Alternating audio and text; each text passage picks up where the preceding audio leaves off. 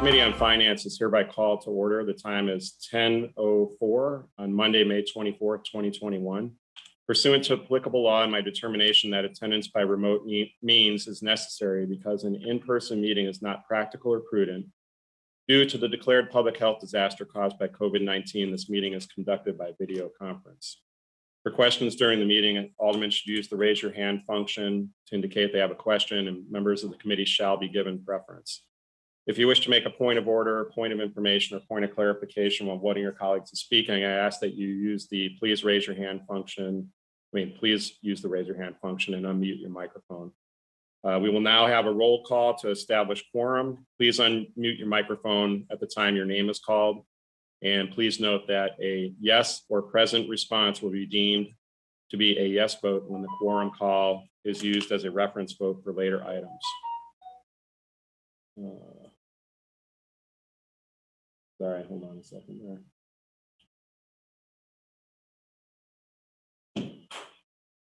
All right. And just for clarification, it's actually June 21st. So my notes that I put together were wrong. But let's start out. Chairman Waguespack is present. Vice Chairman, Chairwoman Hairston. Present. Alderman Hopkins. Present. Alderwoman Dowell. Here. Alderwoman King.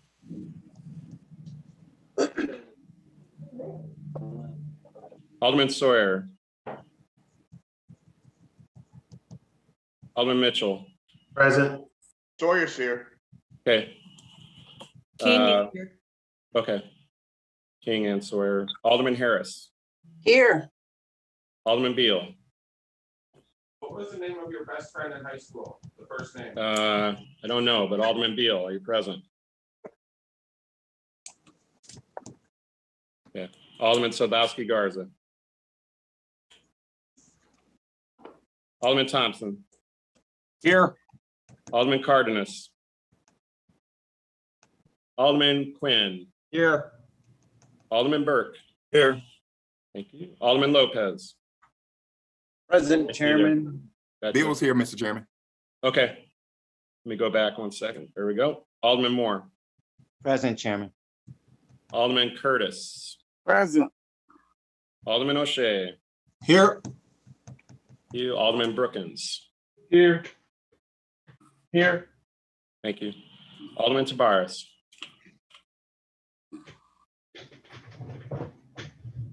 Alderman Scott. Alderman Burnett.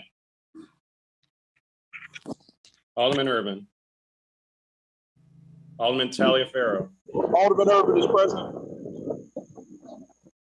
Alderman Irvin. Oh, gotcha. Okay. Alderman Taliaferro's best friend was Mark Smith, and he's present as well. Okay. Alderman Herboris. Present. Alderman Austin. Here. That's either. Yep. Alderman Villegas. Alderman Mitz. Alderman Sposato. Sposato is here. Alderman Napolitano. Present, Chairman. Thank you. Alderman Riley. Present. Alderman Smith. Present. Alderman Tunney. Present. Alderman Osterman. Alderman Silverstein. Present.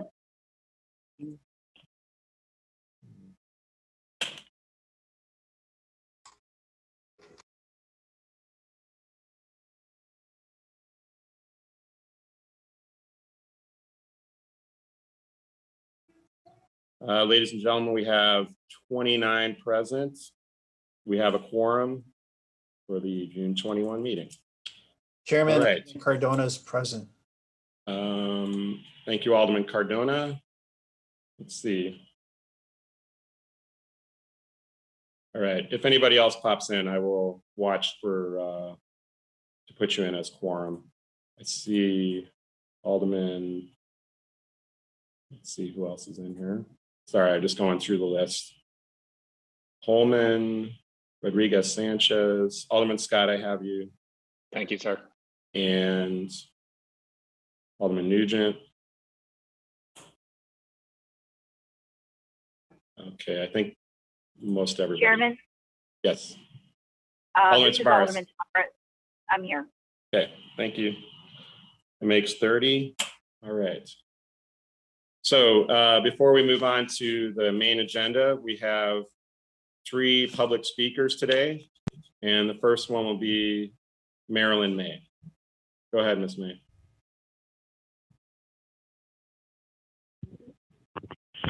Good morning, Chairman, and to all the illustrious committee members. Thank you for having me. My name is Marilyn May, and again, I'm back representing the Black Heroes Matter Coalition. I want to say happy summer, but I just can't right now. It's been, as you all know, what a way for Summer to make her debut. But anyway, I hope that you all had a wonderful Father's Day, and of course, happy Juneteenth.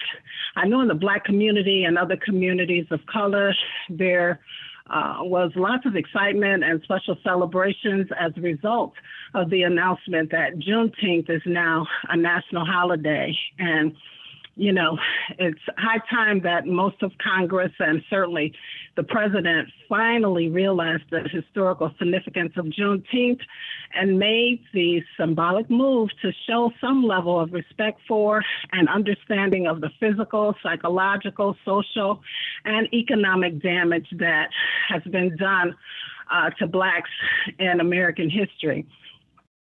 And so in just 2 days, Chicago City Council, will be in the news headlines and the talk of many media platforms for having the courage to correct in a major way an injustice done to Jean-Baptiste Point du Sable.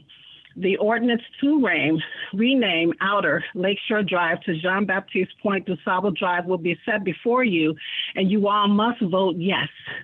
Again, for a few, I know this all feels very uncomfortable because it goes against everything that you've been taught in terms of what to think about Black people, how to feel about Black people, and how to continue to oppress Black people. But you must push past that feeling.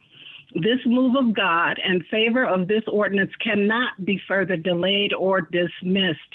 The resistance to renaming Outer Lakeshore Drive to DuSable Drive is not about the inconvenience of a few residential address changes or marketing the city. Listen, city leaders, join President Biden and Congress, who showed the world that they are ready to dismantle systemic and institutional racism. Vote yes to renaming Outer Lakeshore Drive to DuSable Drive. Be obedient to the Spirit of the Lord and allow yourselves to be the answered prayer for DuSable and all those who have in the past advocated for him, his wife, and his children, and all Black people. DuSable deserves this incredulous, monumental honor. Be the answered prayer. And again, we support the mayor's DuSable project only as a complement to renaming Outer Lakeshore Drive to DuSable Drive. And that project should also include a full city holiday, as well as funding and building a 25-foot monument in DuSable's honor. Thank you. Peace. Our next speaker is Mr. Ephraim Martinez.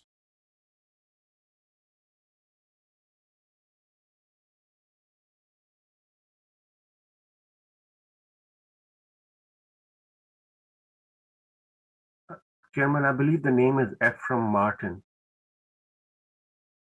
Mr. Martin, you can press *6 on your phone to unmute.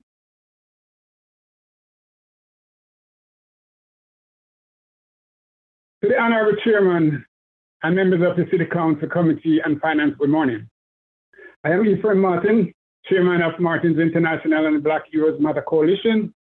First, as the Juneteenth is now celebrating its first federal and state holiday, the Black Heroes Matter Coalition says thanks to the U.S. Senate and the U.S. Congress, along with the President, who made it possible for such a worthwhile celebration after 156 years out of bondage and 242 years after Chicago was founded by a free Black man, Jean-Baptiste Pointe de Sable. This coming Wednesday, the Black Heroes Matter Coalition is simply asking for one thing, for all members to vote yes on Alderpersons Moore and King's ordinance to rename Lakeshore Drive as DeSable Drive. After DeSable Drive is officially renamed, the mayor's $40 million for other DeSable's project can get in gear with a monument, 25-foot monument, the long-awaited park, the city holiday, a river walk, and any other overlooked project for Jean-Baptiste Pointe de Sable. Some of your members indicated our message comes with a little racial overtone. Let me be clear. We are not accusing any of you of being racist, but we must all come to the table of love and openly talk about systemic racism so together we can deal with real facts and can get together as one family, live as one family.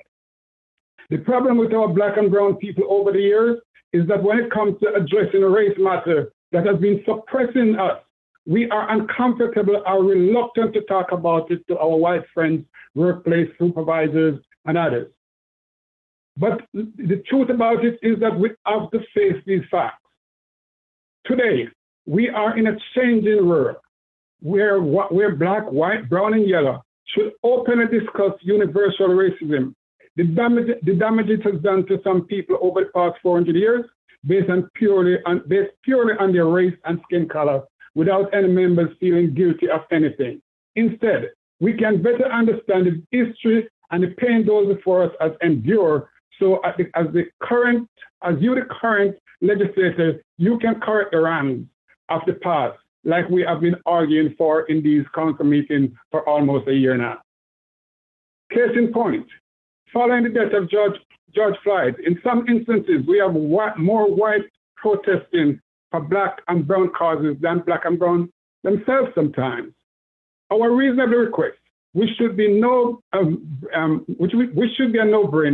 is for all council members to vote yes and undo the wrongs and rename Outer Lakeshore Drive as DeSable Drive. Thank you all. All right, everyone. It's going back to the regular order of business. First, I want to add Alderwoman Sadlowski Garza, Alderman Osterman, and double check we have Alderman Tabaris, Alderwoman Tabaris on the quorum call. Chairman, could you add me as well, Alderman Villegas? Yes, got you there. Thank you. All right. Moving on to our regular agenda, we have item number 1 is the appointment of Michaela Blaze as a member of the Northwest Home Equity Commission. Her CV was circulated by my staff, and we're joined by Ms. Blaze today. We will have her give a brief statement and answer any questions from our colleagues. Ms. Blaze, are you available? I'm here. Can you hear me, Alderman? Yes, we can. Go ahead, and if you want to give a brief statement, and then we'll take questions. Sure. Good morning, council members. My name is Michaela Blaze. I want to thank you for allowing me to introduce myself in order to secure a seat on the Commission of Governors for the Northwest Home Equity Assurance Program. As a lifelong Chicagoan, I understand how home ownership is central to keeping communities stable, and I'm excited to be a part of a program that will help residents to maintain their homes. I was advised that brevity is best. I know you guys have lots more pressing issues to deal with, but briefly, housing has been important to me since my first job in public service as aide to former Alderman Helen Schiller, who was passionate about development without displacement. Her commitment to stability for all residents of the community has permeated my approach to public service.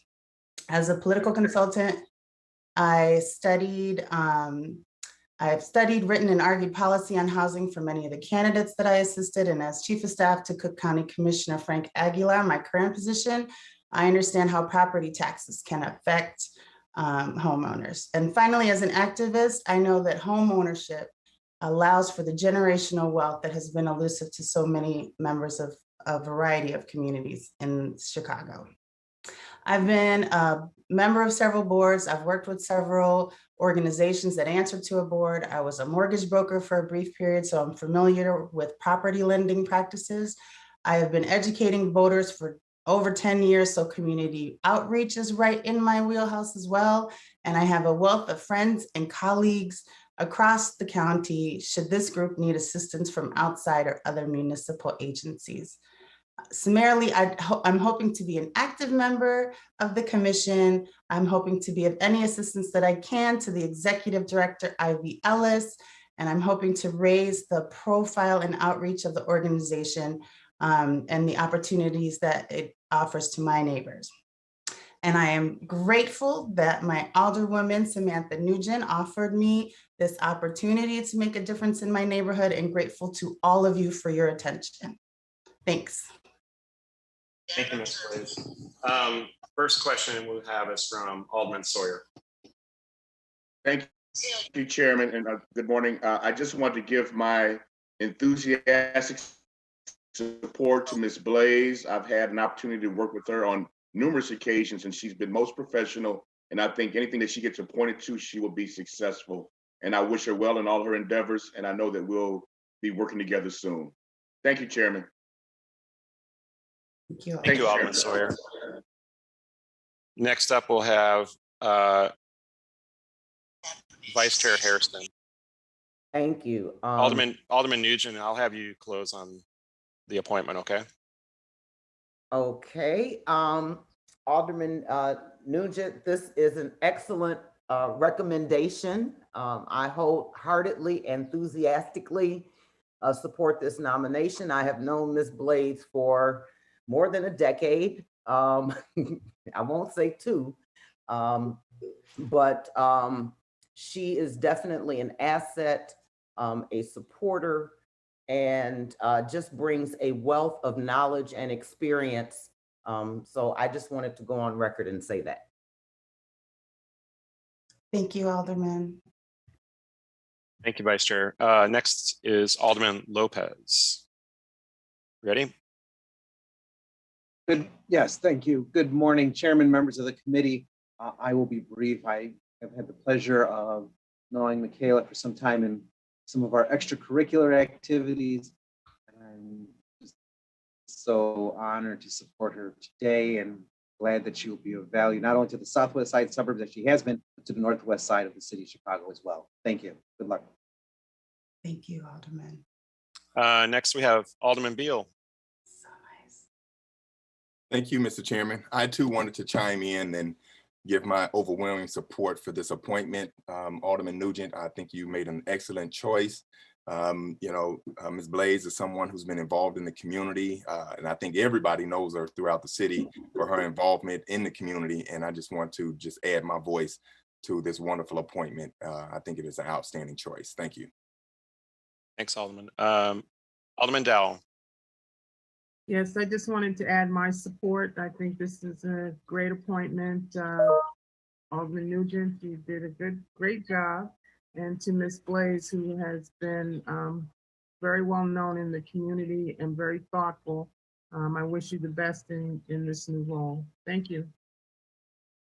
All right. Alderman Burnett. Yeah, thank you, Mr. Chairman. I also like to lend my support to this excellent appointment. I'd like to commend the alderman on choosing her. We've all had experience with working with Ms. Blaze. She's very capable of doing whatever she decides that she wants to do. She puts her mind to it and she gets the job done. So I think this, and she's very sensitive and aware of people throughout the city of Chicago from all backgrounds. So I think this is an excellent. Thanks, Alderman. Alderman Michael Scott. Thanks, Chairman. I too would like to lend my voice to this appointment.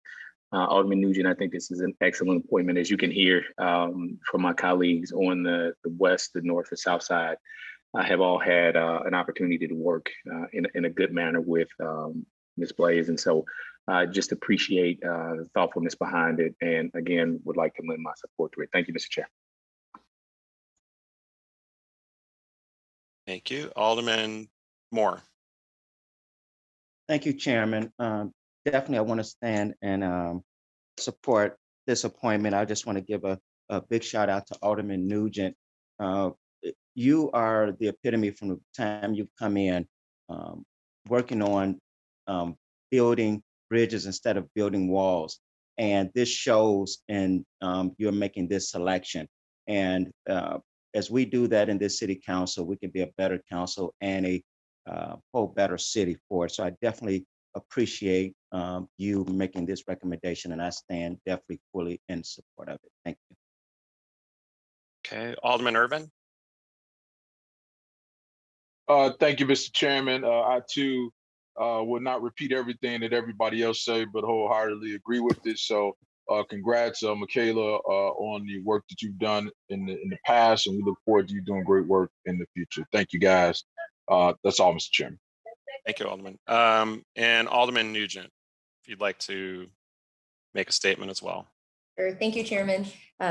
Obviously, I fully support Michaela being nominated to the Northwest Home Equity Commission to represent the 39th Ward. I agree with all the things that my fellow aldermen have said about her today. She's truly a class act and will bring a wealth of knowledge and experience to this role. The one thing that my colleagues didn't bring up, which I think is worthwhile to mention, is she's also just an incredible neighbor. What she does in her community and with her neighbors, she's outstanding, and she's a resource, and she's also a tremendous mom. So I think that's just worth mentioning. So thank you all for your consideration and support. I, of course, request your favorable vote for this appointment today. Thank you, Chairman. Thanks, Alderman Nugent. Before we do that, we have Alderman Austin. And Alderman Austin, if you'd like to make a motion after you speak. Thank you, Mr. Chairman. I keep forgetting to take myself off on mute. My statement in regards to her is naturally, Alderman Nugent, we're glad that you brought this forth, but I used to mistake Michaela for Miss Pittman. And it would be like, okay, you all look like twin sisters. So for the work that she have done throughout the city, but especially on the far south side, we could not get a better person in this position. Nugent, thank you. Thank you for your support on this. You've done an outstanding job. Thank you, Mr. Chairman, and I move due pass for this appointment. Okay. Alderman Austin has a motion to approve item A 2021-72 by the affirmative vote of all members present for the roll call used to establish quorum. All in favor signify by saying aye. Aye. Aye. All those opposed? In the opinion of the chair, the ayes have it and the motion carries. And congratulations, Ms. Blaze. Thank you all so much. Have a great rest of the meeting. Take care, everyone. And thank you so much for your kind comments. I appreciate you all. Thank you. All right, ladies and gentlemen, moving on to item number 2. This is a communication recommending a proposed amendment to Municipal Code sections 3-30-020 and 3-30-050, and adding a new section 3-30-060 requiring food delivery companies to collect and remit a city restaurant tax. We are joined today by Comptroller Reshmi Soni for testimony on this matter. And let's see. Comptroller, are you available? Oh, there you are. Okay. I'm going to hand the floor off to you to explain this, and then we'll take questions after. Thank you, Chairman. So go ahead. Thank you, Chairman. Good morning, Chairman Wagsback, Vice Chairman Hairston, and members of the Finance Committee. Thank you for giving me the opportunity to discuss the changes to the Municipal Code for the remittance of taxes by delivery companies that has been submitted for your approval. Effective January 1st, 2021, the state of Illinois began requiring delivery companies to collect and remit sales taxes on their food and drink orders. Previously, delivery companies would collect and remit the tax to the restaurant, which in turn would remit to the state and to the city. This created some confusion within the restaurant industry because the payment information provided by delivery companies generally did not give detailed explanations of exactly which taxes they were collecting and if the taxes collected by the delivery companies were actually remitted to the municipality. The ordinance before you This created, this also made it burdensome for restaurants, especially smaller restaurants, who would have to figure out if the city's taxes were kept by the delivery company or if the taxes were remitted to the restaurant and it was the restaurant's responsibility to remit to the city. This also impacted the city's ability to track which restaurants had paid the taxes or not, either by the restaurants directly or by the delivery companies. This ordinance before you relates to the city's restaurant tax. It would marry our process to the state sales tax process by requiring delivery companies to collect the city's restaurant tax and remit it directly to the Department of Finance. The purpose of this ordinance is to ensure that all delivery companies handle state and city tax collection responsibilities consistently, so there are no widespread compliance issues within the restaurant industry, and to reduce the burden on restaurants to keep track of two different requirements of submitting taxes for orders from delivery companies. Thank you for your consideration, and I'm happy to take any questions at this time.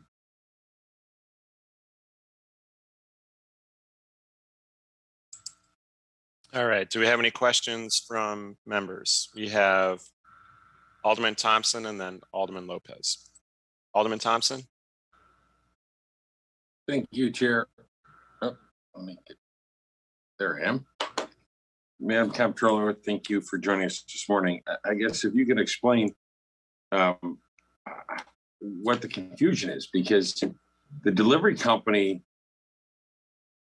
would be the one placing the order with the restaurant. So why would the restaurant not be charging that tax on every order? I guess where was the confusion? That's a good question. And thank you, Alderman Thompson. So what happens is, let's say an individual, if they want to place a delivery order with a restaurant, they will go to the delivery company, either online or mobile. They'll place the order. It's the responsibility of the delivery company to actually collect the tax. So they are collecting the tax for the city and the state, or any municipality that requires collection for restaurant or sales tax. In the past, what used to happen is those taxes would all be remitted to the restaurant, and then it's the restaurant's responsibility on a monthly basis to include those sales and pay the tax on those sales. But starting January 1st, what happened is the state decided that the delivery company is collecting it, but they should actually remit the tax, and the tax shouldn't go to the restaurant to remit. So that process started in January, but our process was still the same, which was the delivery company would collect the tax and then they would remit it to the restaurant, and then the restaurant would have to pay the city. So there was confusion because for a restaurant, for one tax, they had to pay us directly, the city, and for the other tax, the delivery company was paying directly, so they wouldn't even receive that money.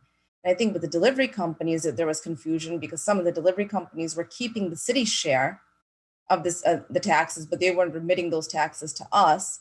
Some weren't keeping the city's share.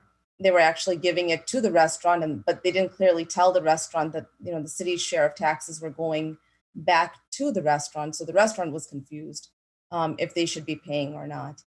And then some weren't collecting at all. So because there were so many different, things being done, and there were no set guidelines by us, similar to what the state had done, we think that this would help delivery companies to know that they should follow the same process as the state. They're collecting the tax anyways. They should remit the tax to us as well. Yeah, I appreciate that answer. I think that's what you said the first time. My question is, if I'm a restaurant owner, and whether it's Grubhub or Patrick Thompson that orders,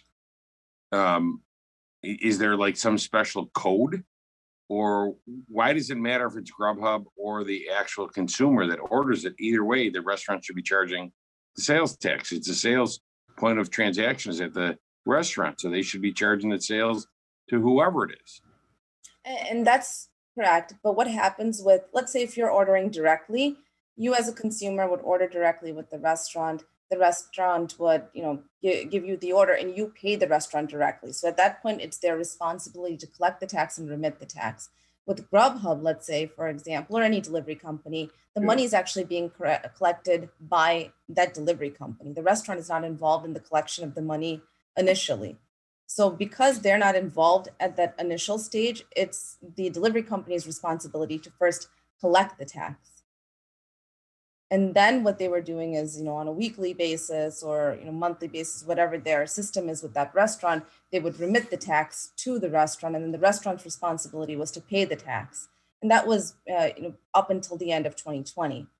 In 2021, what happened is the state said, okay, delivery company, you're collecting the money directly. The restaurant is not involved in the collection of money from the customer. So you should be remitting the tax instead of sending it to the restaurant and then making the restaurant remit to us. Okay, so this corrects that, Yes, clarifies it. Okay. thank you.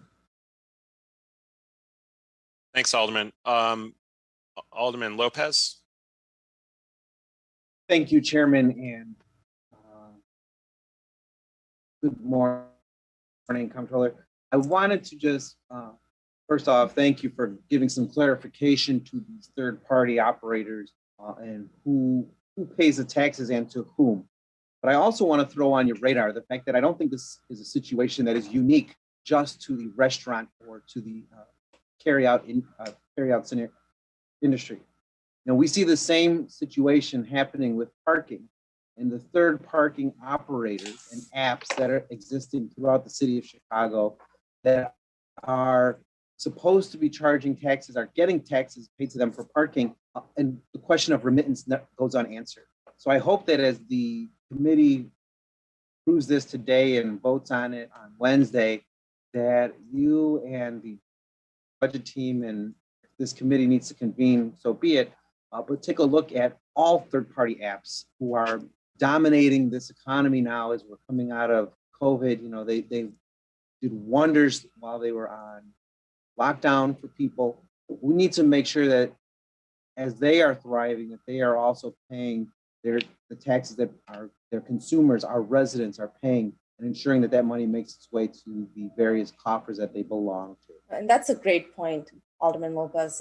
There are a lot of, let's say, areas where there might not be as much clarity. And this is one of those areas, but to your point, there's others that we should be looking at as well. And I know that things like parking, as you mentioned, or other third party, we have been looking at that, but I'm glad you mentioned parking in particular. And that's something that I hadn't been looking at, but I will make sure that we look into it with our tax team and budget.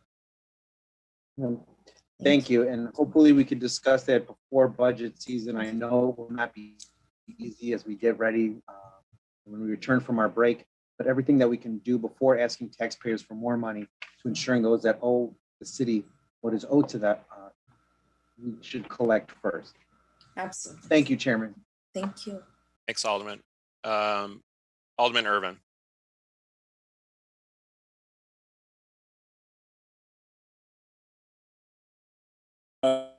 Thank you, Mr. Chairman.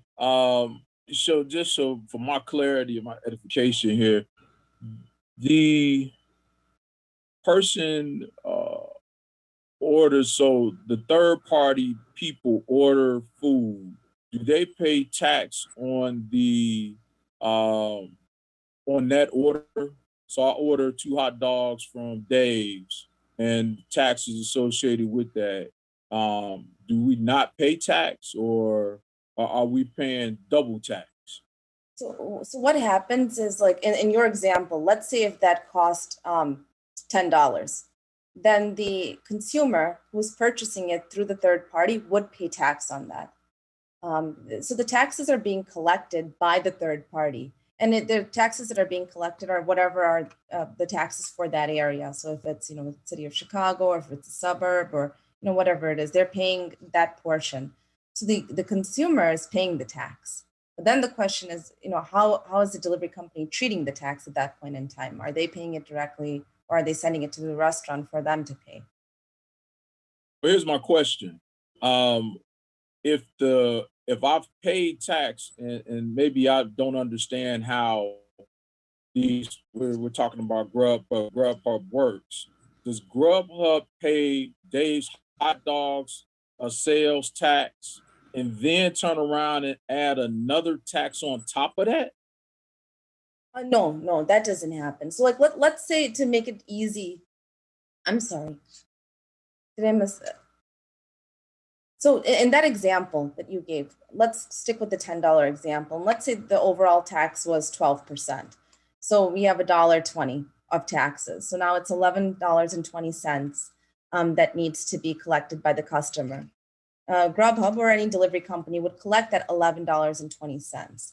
And then what they would do is, after taking out their fee, in the past, what used to happen is they would send the restaurant that $1.20 tax. They would send that to the restaurant, and they would send the restaurant's portion of their sales to the restaurant and tell the restaurant, pay this tax to the state and pay this tax to the city. But then starting in January, what happened is, let's say out of that $1.20, 20 cents was the city and $1 was the state. They were sending the $1 to the state, but then with the 20 cents, it was a mixed bag. Either the delivery company would hold on to the 20 cents and pay the city. They might hold on to the 20 cents and not pay the city, or they might send the 20 cents to the restaurant and say, hey, restaurant, you need to pay the city the 20 cents. And that was the confusion. But aren't all sales taxes collected by the state? Sales taxes are collected by the state, but they're through a mechanism. So like if you're a restaurant and you're going to dine in, the sales tax would be collected by the restaurant, and then on a monthly basis, the restaurant would have to remit to the state. Correct. And why wouldn't this same philosophy or same process follow anything else? And again, and correct me if I'm wrong on the model of processing. So we got the third party. So what you're telling me is that the third party is not charged the retail sales tax when they make that order on behalf of an individual. Is that correct? They are collecting the tax on behalf of the individual, but then they were acting like a pass-through, right? So they would collect the tax, and then they would take that tax and say, restaurant, we're sending you the tax, you pay the state instead of the delivery company paying the state. But now what's happening is, But doesn't the Grubhub pay a sales tax on whatever they purchase from Dave's Hot Dogs, and then they may have a markup, it may be a pass-through or a fee. Is that the piece of the tax we're talking about, the tax that Grubhub is charging as it relates to their specific service? So to your point, what happens is that Grubhub, like in that example of that $10, and we have the $1.20, Grubhub is charging the tax, the percentage of tax on the sale.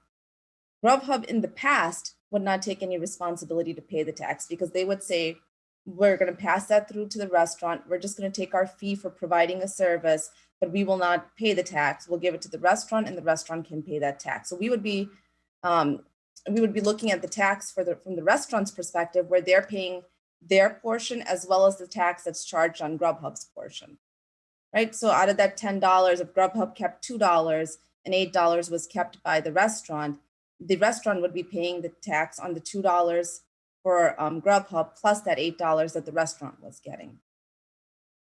Okay, so we're not talking about double taxes. We're talking about the splitting of the same tax. That's right. So that's what would happen before. Now what's happening is that the state has basically required Grubhub or the delivery company to pay the full tax on the $10 instead of sending that tax to the restaurant to pay.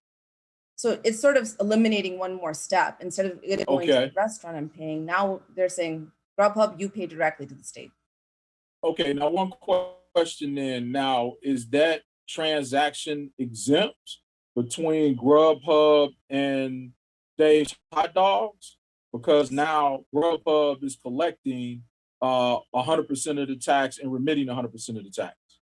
That's correct. So if we approve this ordinance change the way it is, then the restaurant would not be paying tax on that portion. So there's no double taxation. What would end up happening is Grubhub would take responsibility of paying the city's portion and the state's portion. And then when the restaurant receives whatever net amount they receive from the delivery company, they would not pay tax on that amount. Okay. All right. That I get. And then now we're requiring the Grubhubs of the world to pay that tax to us directly and not Yes. send it in to the state and it come back to us 2 months later. Right, or send it to the restaurant and then they pay us directly. So now we're telling them, pay us directly, meaning, pay the city directly instead of sending it to the restaurant and making them pay. Okay. Now, the only other question I have relates to our ability to enforce and or audit the transactions to make sure that we're getting our money. Why would we want to take that responsibility on instead of allowing the state's Department of Revenue to do that as part of their function, which they routinely do anyway? So in the past, what would happen is when the restaurant was remitting the tax, they would remit the state's portion to the state and the city's portion to the city. So we were still getting the tax from the restaurant directly. We weren't getting it from the state. We would audit our own taxes. We would audit the restaurant for the taxes. But instead of the delivery company sending it to the restaurant and then the restaurant sending it to the city, we're asking the delivery company to send it to us directly. I think, Alderman, to answer your question, we're also requiring the delivery companies to send us the details of the breakdown so we know exactly for what restaurant they've collected the money for, so we can also keep track of collections and make sure that we're getting our fair share. And this is beyond, this is the home rule portion of the tax, not the 1% that we get from the state. That's correct. It's a really good actually distinction. This is only the 0.5% that we collect directly. The home rule portion that goes to the state would still continue to go to the state. And then it would come to us. Why not just send it off to the state? I mean, why do we want to get in the business over a quarter when the home rule portion and the municipal portion is going to be controlled by the state anyway? Or will they not collect it on our behalf? So I don't think they would collect the portion that we assess directly. The portion that's rolled into the state sales tax, that portion they'll continue to collect. But from the, I would say from the beginning of when we've set up our own tax, we've always collected that directly. And then our tax team is able to audit the tax and all. And it's actually a good measure for us because then we have two sort of departments that are auditing and making sure that things are complete. Now we work with the state, so we're not duplicating audits. If we have information, we share with them. If they have information, they share with us. So it's actually, our enforcement is even stronger because we have two teams that are involved. Okay, and my final question is this: how much do we collect in this particular tax that we are enforcing directly? Sure. On an annual basis. I would say with we are collecting approximately, or estimated to collect approximately 39 million a year on this. And that's pre-COVID numbers. No, understandable. So, okay, no, I mean, it's fairly significant. So, all right, thank you. I appreciate your answers. Thank you much. It sounds very positive. Thank you. Thank you, Mr. Thanks, Alderman. And if anybody wants to take a look at that, we resent that this morning with the agenda in a zip file. It has all of those documents in it if you wanted to take a look at it again. So thank you, Alderman, for those questions. Comptroller, does anyone else have any questions on that? All right, so Alderman Irvin has a motion to approve item 0-2021-2152 by an affirmative vote of all members present for the roll call used to establish quorum. All in favor signify by saying aye. Aye. Aye. Anyone opposed? Aye. In the opinion of the chair, the ayes have it and the motion carries. Thank you. Thank you, Comptroller. Appreciate you explaining that. Thank you so much. Have a good day. All right, ladies and gentlemen, moving on to item number 3, Department of Housing. Item number 3 is a communication recommending a proposed ordinance regarding the authority to expand the vacant TIF purchase and rehabilitation program to include multifamily homes and various amendments to the existing multifamily home program agreements with Community Investment Corporation. We are joined today by Will Edwards from the Department of Housing for testimony on this matter. And let me make sure he's up first. Mr. Edwards, can you hear us? Let's check your mic there. Yes. Yes, I Great. can hear you. Okay. Why don't you proceed and then we'll take questions. Okay, I'm going to try to share my screen for the presentation. Good morning. You go ahead. If you want to go ahead and start the presentation, that'd be great. Okay. Good morning, Chairman. Good morning, committee members. We're here to kind of talk about a program that's being revamped. This program has been around since 2011, and we are taking the program to the next level, if you will, to kind of create greater opportunities for corridors, vacant and abandoned buildings throughout the city, to try to breathe new life into those areas and communities. So the program was launched in May of 2011. The goal was to help developers acquire and rehab vacant multifamily and residential buildings, with the requirements being an actual purchase, which is one of the main things that we're going to change. This graph is kind of goofy, but it kind of communicates the real reason for the program, which was to purchase affordability. It was trading our TIF allowance for the buildings and total project cost for affordability. The program can provide 30, 40, or 50% offset to the total project cost, and it leverages the offset of outside lenders, developers, et cetera.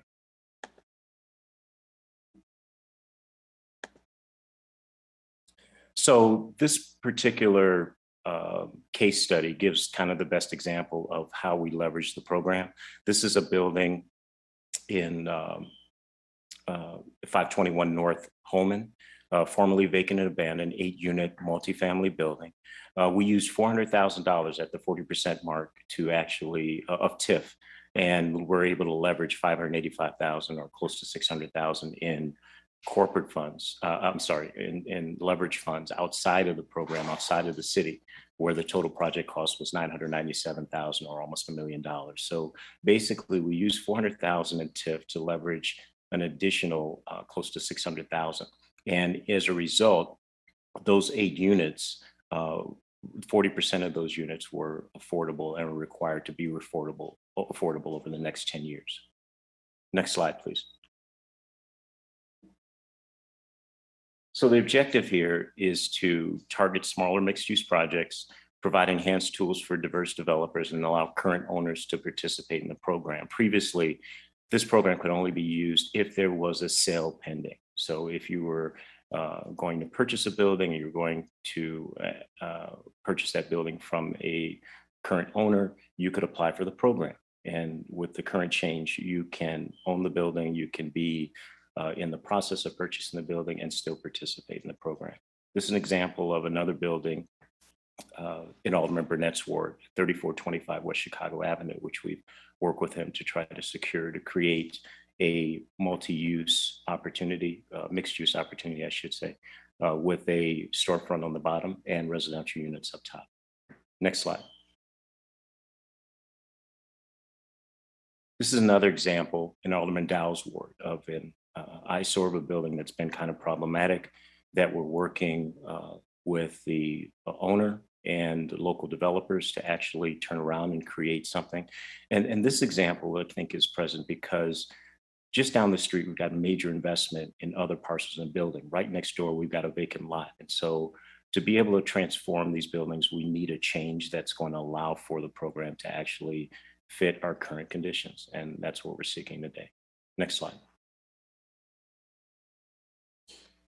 These are all examples that Jim Harbin from DPD and I have kind of identified throughout the South, Southeast, and Southwest communities, and far South, just in the wards that we've looked at connected with the TIF districts that we're seeking money from.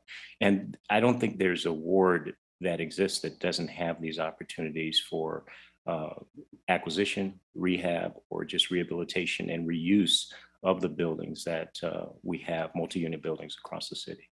Next slide. These are further examples of those buildings. on the west side and buildings that we're looking at currently based on signals from local elected officials. Next slide, please. These are buildings we talked to folks. I think this is in Alderman Garza's ward. We're looking at opportunities to work with the building owners, look at acquisition from buildings that are troubled and have had problems or are in distress, to be able to allow reuse of those buildings through the program. Next slide, please. So the suggested amendment changes are allow both vacant and occupied buildings to be eligible for the program if the owner is willing to take an affordability and or benefit in exchange for the grant. Allow the rehab of both commercial and residential spaces with additional assistance allowed for the new tenant, and require potential applicants to go through a scofflaw check so we aren't working with folks who are bad actors or potentially sit on these buildings or are problematic in the community, as we found with some cases. We're also allowing existing owners to be eligible for the program and allowing new minimum rehab thresholds of $10,000 per unit and lowering that from the $15,000 that it was previously, or $25,000 that it was previously. Understanding that there may be buildings that don't need as much work, but do need some work to be able to be appealing to local business owners. Next slide, please. So in direct comparison, the current ordinance allows for vacant property eligibility, and we're looking at partial occupancy eligibility now. Residential only for the current ordinance. We're looking at residential and commercial. Target new owners only was the current ordinance, and the amended ordinance, we're looking at targeting new and existing owners.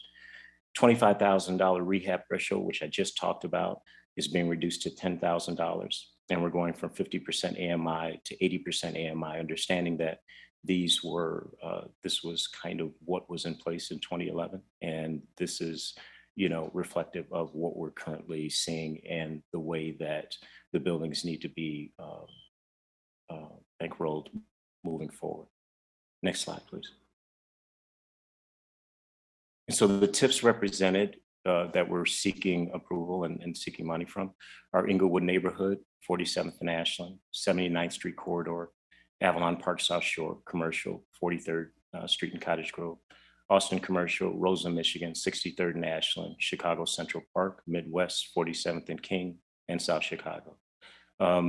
All of these that are kind of marked with the double asterisk are Invest Southwest corridors. And this is to be a major part of this initiative, to include it in that program, to be able to use that and other Department of Housing programs to support activities. So we're just not improving that building, but we have other programs we're improving the additional housing stock in that same community near those larger buildings.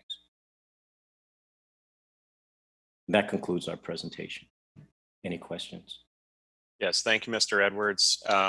Let's start out with Alderwoman Sadlowski Garza for you. Okay.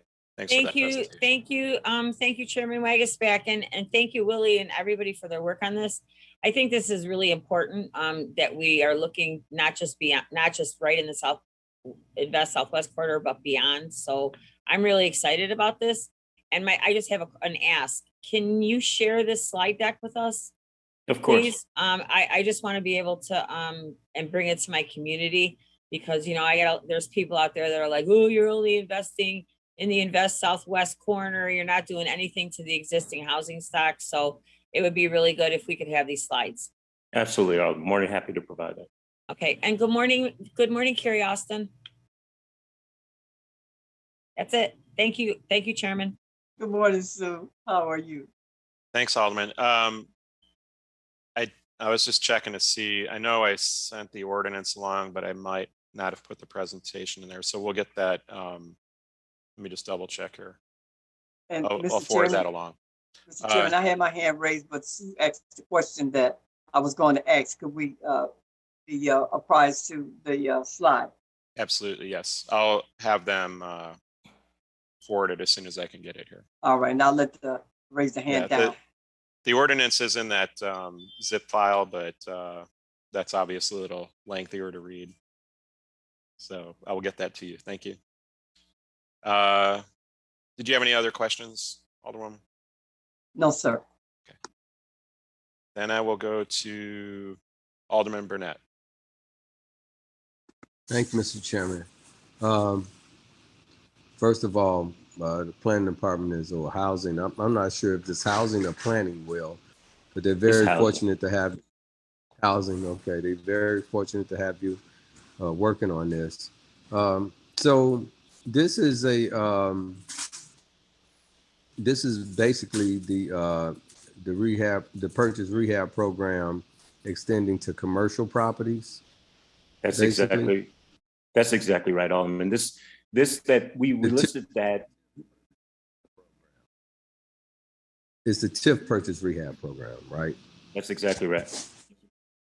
Okay. So we extended. That, and we gave that example of that building in your ward on Chicago Avenue because now the developer owner can go in and develop that space on the bottom floor specific to commercial, specific to kind of, whatever he wants to do in terms of a storefront, and still maintain affordability in some of the residential units up top. Yeah, and so this is extended right now, and most of the TIF that you're extending it into are TIFs that are I'm sorry, these are TIFs that, what was I going to say? No, I get it. I do it all the time. Invest Southwest corridors. So it's not just the invest. Right now, it's the Invest Southwest corridors, but you can do this in any TIF, right? You can. All over, right? Just like you can do the TIF purchase rehab program in any TIF in the city if folks want to do it. So it's not just limited to the Invest Southwest, but this will help to enhance the Invest Southwest situation. Okay, I think this is great. I think this is a good addition to the programs that you all already been working on. And I saw that you're getting $2 million from the Central Park TIF, and you're looking to get some money from the Midwest TIF, which touches my area also. Can you tell me, so is that $2 million going to just that one property, or are you going to spread it between properties? No, the additional money would be for new properties. The examples that we gave are already properties that are on board based on the last iteration, 2019, and meetings we had just before the pandemic. And so the gentleman who's working on those buildings and moving forward, this money, the money that we're requesting now wouldn't touch that. That money's already allocated, if you will. And the changes allow for him to kind of use a bit more of it. We can talk offline on the exact allocation, but bottom line is this is the old money from 2019. The request in the spreadsheet is for new money moving forward and additional buildings in your area and others. Fantastic. Thank you, Will. Good job. I think this is a great program, and I look forward to just helping to enhance the other things in the Invest Southwest, along with housing and planning working together to try to fill in the vacant lots that surround these areas. Thank you very much. Thank you, Alderman. All right, Alderwoman Dowell. Yes, thank you, Mr. Chairman. Hi, Will. Well, just wanted to say that I'm glad that you guys have moved forward with this program. I just have a couple of questions. One I know the answer to, but I want to put it on the record here today. You do not intend to port money out of these TIF districts to other TIF districts to do this work. Is this accurate? No, ma'am. Yes, ma'am, that's accurate. Okay. Caught yourself there, huh? So good. I'm glad that the money that's in these TIF districts will be used within those TIF districts. My other question is, how are you planning on marketing this program so that existing owners know that this might be an opportunity within those TIF corridors? The developers will know because they're always looking for opportunities. And then the last question is, are the owners expected to match our money with their money? Excellent question. Excellent question. So the answer to the first question is that hey, can you state the second question again? I answered it first. The question was marketing, how are you going to market the program, and will owners have to match our money with their money?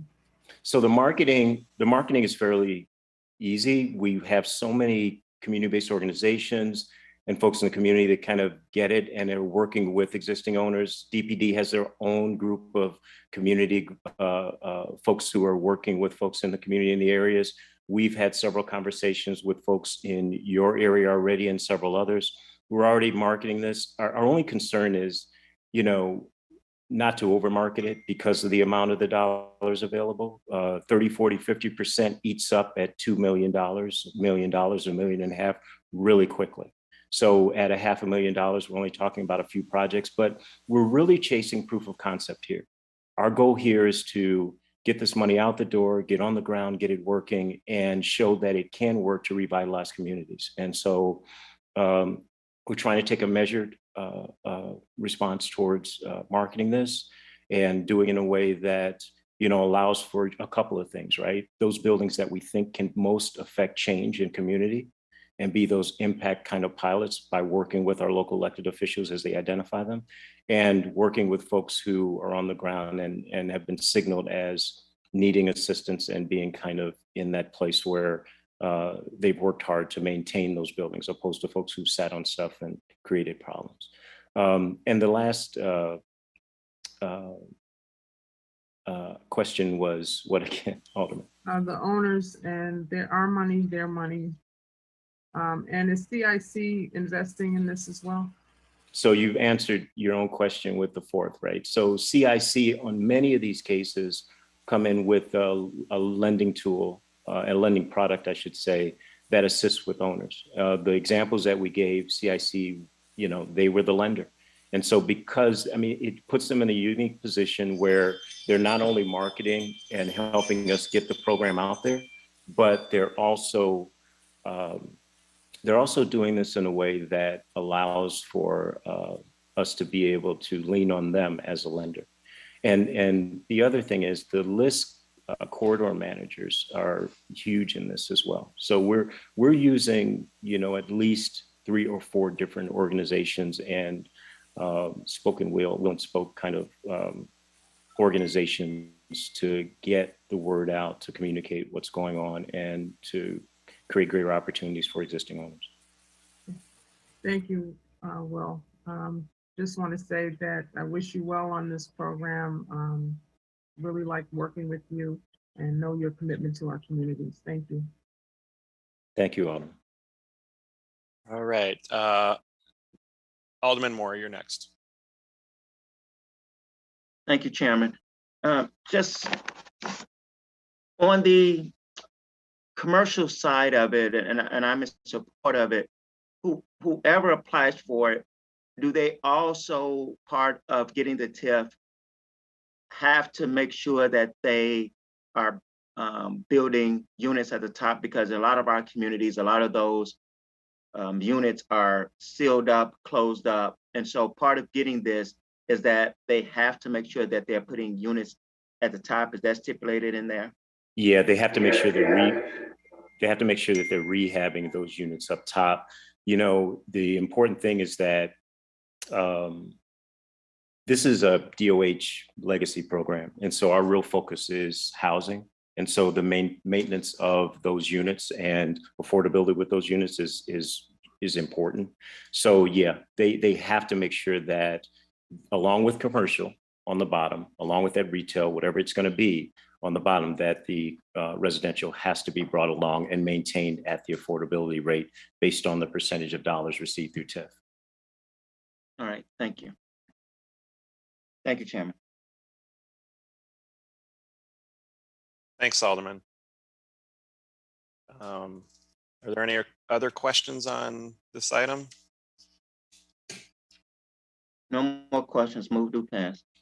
Okay. I have a motion to approve item. Move to pass, Mr. Chair. Alderman Scott, move to pass. Okay. I have a motion to approve this item 02021 2185 by Alderman Scott for the affirmative vote of all members present for the roll call used to establish quorum. All those in favor signify by saying aye. Aye. All those opposed? In the opinion of the chair, the ayes have it and the motion carries. Chairman, I want to make sure I'm present for quorum. Okay. This is Cardenas. Alderman Cardenas, and did somebody else just speak to? I didn't hear it. Okay, I have you down for purposes of quorum.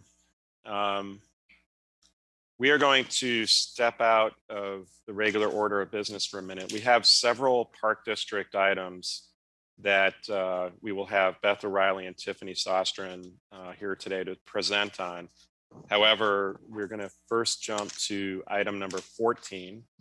And item number 14 is in the 24th ward. So if you want to take a look at your agenda there. Beth, I don't know if you can jump to that item first. Okay, sure, not a problem. Tiffany's loading it up. There we go. So let me 1 second, sure, please. sorry. Alderman Osterman. Just add me to the roll, Chairman. That okay. I have you Thanks. down. Thank you. All right, Beth. Thank you for Okay. jumping out of board, and we're looking at number 14. right, we're working on Douglas Park right now. Good morning, Chairman Wagasback and members of the Finance Committee. For the record, my name is Beth O'Reilly, and I am the Deputy Budget Director for the Park District. Also joining me is Tiffany Sostrin, who many of you know is our legislative liaison with the City of Chicago, and Beth Tomlins is also on the call. I'm joined by Tim Jeffries, Deputy Commissioner in the Department of Planning and Development. I'm here today to request your approval for an intergovernmental agreement that would provide the Chicago Park District with up to $600,000 in TIF assistance to make improvements to the facility at Douglas Park. The project is located at 1401 South Sacramento Drive in the North Lawndale community area and the 24th Ward. It is also located within the Midwest TIF District. Here you can see the area where Roosevelt Road is to the north and California Avenue is to the east, Albany Avenue to the west, and 19th Street to the south.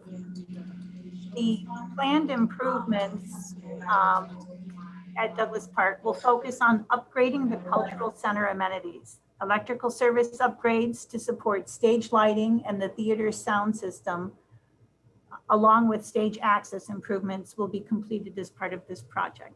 Tiffany, if you could scroll to the next. Yeah, so here's the park. We have, here's the stage, and you can see it's not accessible, so we are working on improving access to all of, and within all of our cultural centers, and upgrading the electric systems to support theater sound and lighting systems. That's the extent of this ask for this project, is $600,000. If there's any questions on this. Alderman Scott, why don't you go ahead on this one if you can, and just give us a little background to you. All right, well, thank you, Mr. Chair, and thank you, Park District, for the presentation. So Douglas Park is a cultural center. They have a wonderful dance instructor over there by the name of Miss Elaine, who has been in the Park District for quite some time. They also have a drama instructor that they share with Austin Town Hall Cultural Center. And Miss Dion, I can't remember Miss Dion's last name, but they do a lot of great cultural and arts programs. So this is a much welcome and needed amenity to add to the things that happen over there at Douglas Park. And so I support that. While I do support this, I would also challenge the Park District. There are some other items to take a look at over at Douglas Park, like the basement and the restrooms in and around, and would be willing to work with you guys, whether it is with menu money and or TIF to kind of help with some of the things that are happening in and around Douglas. You got a lot of great things like the Douglas 18 over there, and I want to make sure that when visitors and residents and constituents come through Douglas Park, they get the full service amenity. So I do support this and look forward to working with the Park District in those other items that need to be taken care of over at Douglas Park. Thank you, Mr. Chair. Thank you. So Alderman Moore has a motion to approve this one item, which is O 2021-2177 by the affirmative vote of all members present for the roll call used to establish quorum. All those in favor signify by saying aye. Aye. Aye. And all those opposed? In the opinion of the chair, the ayes have it and the motion carries. Thank you, Alderman Scott. And thank you, Beth, for going out of order on that one. Okay, talk soon. And we will be back to you in just a little bit. Okay, bye-bye.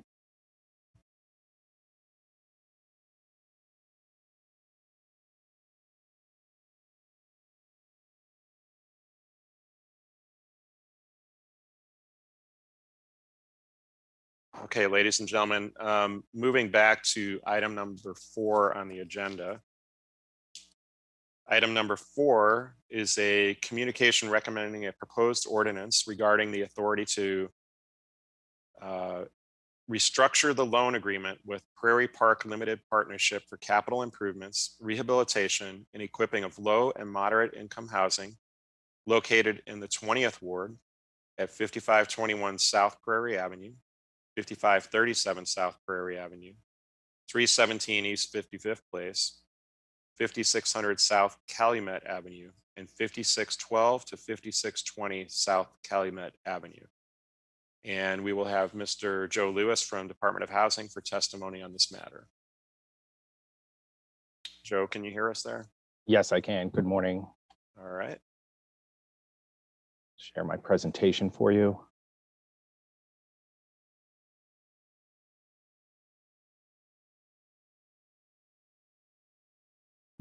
Okay, good morning, Chairman Wagasback, Vice Chair Hairston, members of the Committee on Finance and City Council. For the record, my name is Joseph Lewis. I'm a financial planning analyst with the Department of Housing. In coming to the Committee on Finance today, I'm respectfully requesting your support of an ordinance to allow a restructuring of the City of Chicago loan agreements in connection with a proposed refinancing of Prairie Park Apartments, which is a multifamily rental community located at approximately East 56th Street and South Prairie Avenue in the Washington Park community area. Prairie Park Apartments is a 56-unit townhome style development consisting of 3 buildings. It was co-developed by Brinshore Development, LLC, and Good Shepherd Community Services Organization as an affordable rental community financed with the use of low-income housing tax credits, in addition to a loan from the City of Chicago and Department of Housing in the original amount of $3,113,000, as well as loans from the Chicago Low-Income Housing Trust Fund, the Illinois Housing Development Authority, and a senior loan from BMO Harris Bank.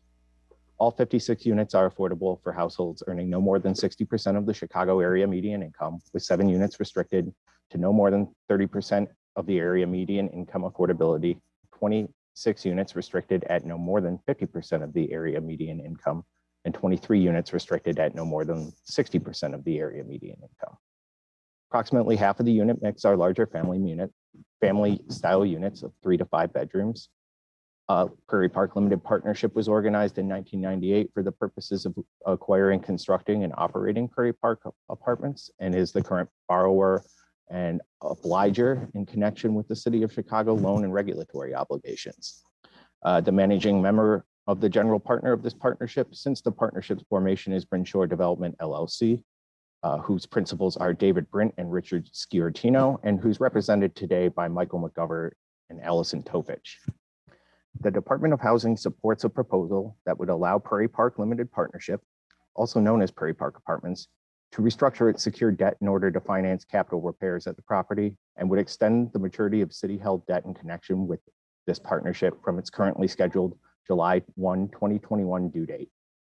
Since it was initially developed around 2000, the project has maintained high occupancy and met the city's affordability requirements, but currently needs some capital repairs to continue to provide high quality housing until its affordability restrictions are scheduled to reach the end of their terms around 2030.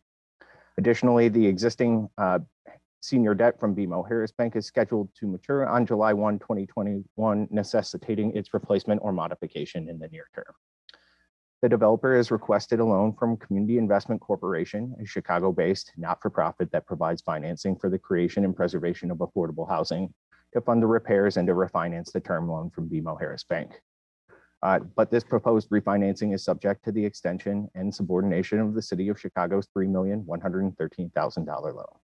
Prairie Park Limited Partnership accordingly requests an ordinance for authorization of the following actions by the City of Chicago. Number one, extension of the maturity date of the city loan to match the scheduled maturity of other project debt in 2029, and resubordination of the mortgage that secures the city loan to the lien of the new senior mortgage from CIC or some other lender that's acceptable to the Department of Housing in an amount up to $2,200,000.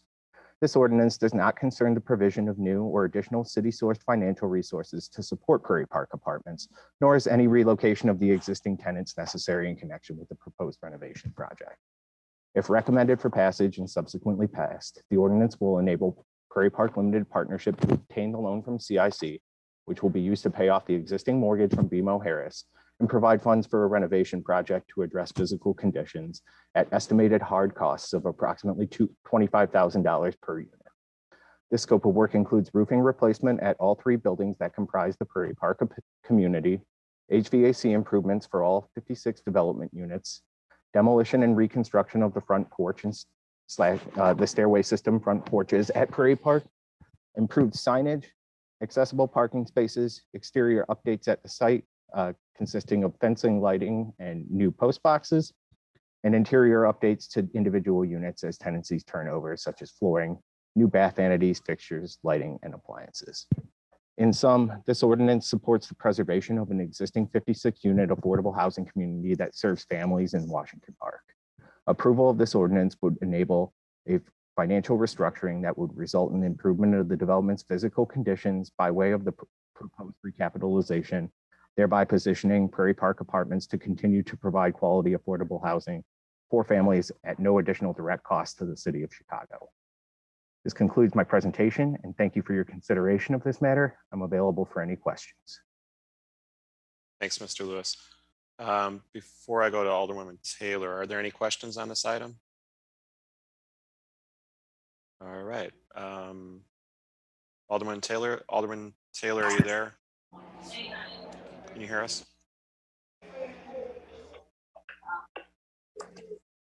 I'm here, Chairman. Good morning, everybody. Okay. Go ahead and jump in there. I'm sorry. So I am in support of this project. This is affordable housing in my community. It is a well-kept housing unit. The folks there really have no complaints. I haven't had any either. And while I am new to the owners, I do know a lot of the families in there. So I am in support of that. Thanks, Mr. Chairman. You bet. There's Alderman Irvin. Alderman Irvin? Yes, to the Alderman. This seems like a very nice project in the community. We think that affordable housing is a good tool, but why this particular development should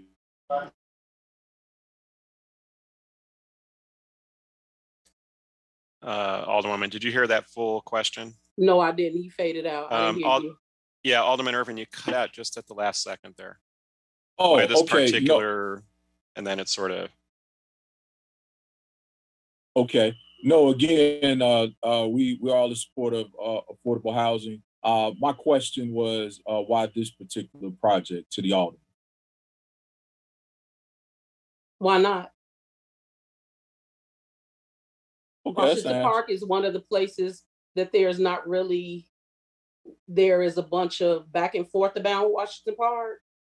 And so there are a bunch of groups, and we really haven't had a plan for Washington Park, to be honest. And so for me, this is a start of how we kickstart more affordable housing in Washington Park. Does that answer your question? Because right now, Washington Park is up in the air. As far as investment, it's the only part of my community, along with New City, that is really doesn't have anything going on. Thank you. We appreciate your response. You're welcome, Chairman Irvin. I think it was very succinct in the first. Y'all see how the rookies treated? You see that? You see that, Chairman? You see how the rookies get treated around here? Yeah. That was good. Sorry. That made me laugh. I'm sorry. That was good. Okay, Alderman Irvin, I will have you make a motion to approve item number 2021-2186 in the 20th Ward by the affirmative vote of all members present for the roll call used to establish quorum. All those in favor signify by saying aye. Aye. Aye. All those opposed? Aye. In the opinion of the chair, the ayes have it and the motion carries. Thank you, Joe. Welcome to finance, Alderman Taylor. No, thank you. Not a committee that I want to be on. Y'all got a hard job. No, thank you. But respect to those who do it. Congratulations, Alderwoman. All right. Thank you, Joe, again for speaking on that item. Thank you, Alderman. Take care. And I think next we have Jim, right? Or Joe, are you on the next one, or is that Jim? Jim, I think. Okay. All right, ladies and gentlemen, item number 5 is a communication recommending a proposed ordinance regarding the authority to enter into a redevelopment agreement with Roots ALB LP and Celadon Construction Company for financial assistance, including tax increment financing or TIF funds, in the amount of $2.5 million for Metropolitan Apartments affordable housing at 3559 West Lawrence Avenue in the 33rd Ward. We are joined by Jim O'Connell from Department of Housing for testimony on this matter. Morning. Can everyone hear me and see my screen? Yes, we can. Perfect. It's all yours. Thanks. All right. For the record, my name is Jim O'Connell. I am the underwriter. I'm an underwriter and project manager with Department of Housing. This is Metropolitan Apartments located at 3557 West Lawrence in the Albany Park community area and within the Lawrence-Kedzie TIF. It's in the 33rd Ward with Alderman Rodriguez Sanchez. Okay, so here's an aerial map showing the project on Central Park in Lawrence. And the next street immediately to the east of Bernard is Kimball, where the brown line terminates. So it's fairly close to transit. And for site context, here's a street view of the property looking southeast. The property was once a gas station, but has since been vacant for quite some time. So Metropolitan Apartments applied for funding through our 2019 QAP round. It'll be a newly constructed 50-unit multifamily development with 42 affordable units for families earning between 30 and 60% AMI and 8 units market rate. Trust fund rental subsidies will support 16 units, which will enable targeting of households at 30 and as low as 15% AMI. And ground floor commercial is to be dedicated to a not-for-profit daycare center. Of the 50 units, 33 are 2-bedroom, and as a response to community requests, they incorporated 5 3-bedroom units. So there was a conscious decision to kind of help mitigate displacement of area families in Albany Park with these larger unit sizes. But what's really interesting to note is the ground floor commercial space with Concordia. So they have a memorandum of understanding in place for a 15-year lease with the provision that they provide childcare services to low-income residents and nearby families. So Concordia's mission statement is to provide growth and opportunity through economically inclusive early childhood and wellness programs. And at Metropolitan, they'll be able to charge low or no income tuition because this 15-year lease is actually only $1 annually.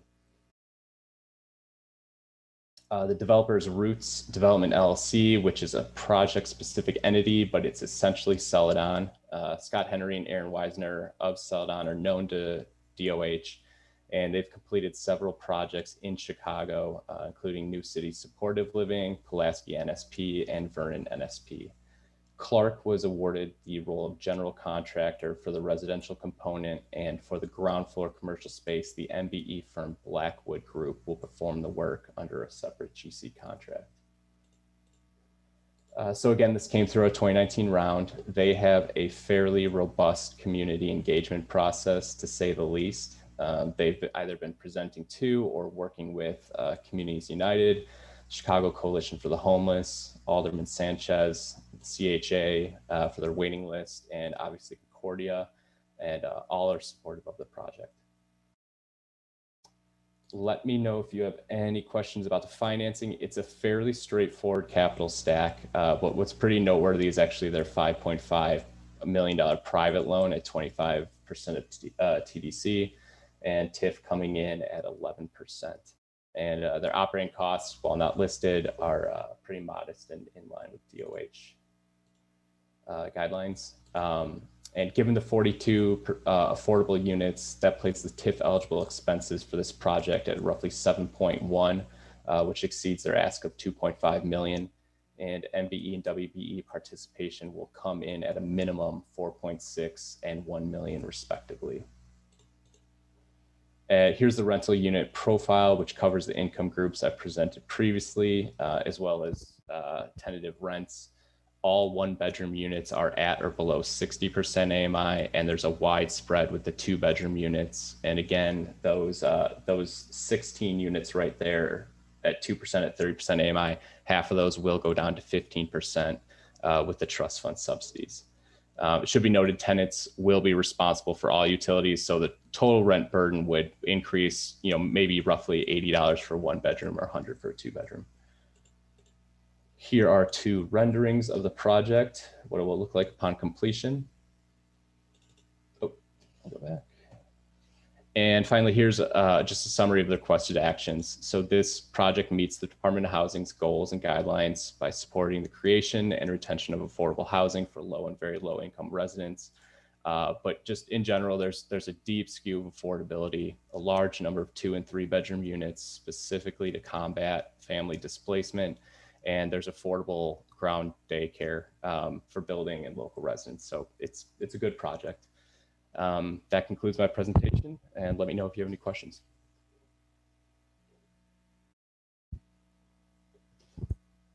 All right, thanks, Jim. Do we have any questions for Jim O'Connell on this item? All right, again, this is in the 33rd Ward, so Alderwoman, are you ready? I am. Sanchez, or you want to make a, go ahead Yes. and make a comment. Yes, thank you, Jim, for the presentation, and thank you, Chair. I am so in support of this project. We desperately needed. The neighborhood of Albany Park is very densely populated and it's getting very gentrified. We don't have any empty lots that belong to the city, so it's really hard to get land in order to have affordable housing built. In the last 10 years, we have lost thousands and thousands of Latino families in our community, and this is an opportunity to make sure that some people can stay in our community or return.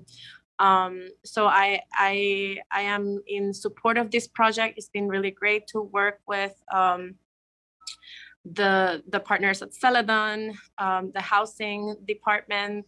And I'm also really excited to have Concordia have childcare services in the space because they are also a great partner to work with. So I'm really excited to be able to use TIF money to do this kind of very necessary work in our community. Thank you. All right, thank you, Alderwoman. All right, may I have a motion to approve this item? Alderman Spizzato moves to approve the item. All right, I have a motion by Alderman Spizzato to approve item O 2021-2188 by the affirmative vote of all members present for the roll call used to establish quorum. All in favor signify by saying aye. Aye. And all those opposed? In the opinion of the chair, the ayes have it and the motion carries. Thank you, Jim, and congratulations, Alderwoman. Thank you. All right. Thank you. Okay, let's see. All right, everyone. Now we're going to be going back to the agenda for Department of Planning and Development with Beth O'Reilly and Tiffany Sostrin. And we will go back to items 6 through 13. Beth is going to go through the projects all together, and then we'll vote on these after discussions and questions. And we will vote on them individually, but I wanted to allow her to give the full presentation now. So Beth, are you ready? Sure, ready. All yours. Okay. We're going to start with the project up at Kiwanis. Again, for the record, my name is Beth O'Reilly. I am the Deputy Budget Director of the Park District. Also on the call, we have Beth Tomlins and Tiffany Sostern, who I know you're all familiar with the two of them. We also have Laura Newmack, who is our river expert. So we have several river projects coming along. So if there are questions in the end, please feel free, if they're technical, to address them to Lauren. So the first project up is at Kiwanis Park. And we're here seeking your approval for an intergovernmental agreement that would provide the Park District with up to $800,000 in TIP assistance for improvements to the river edge at the park.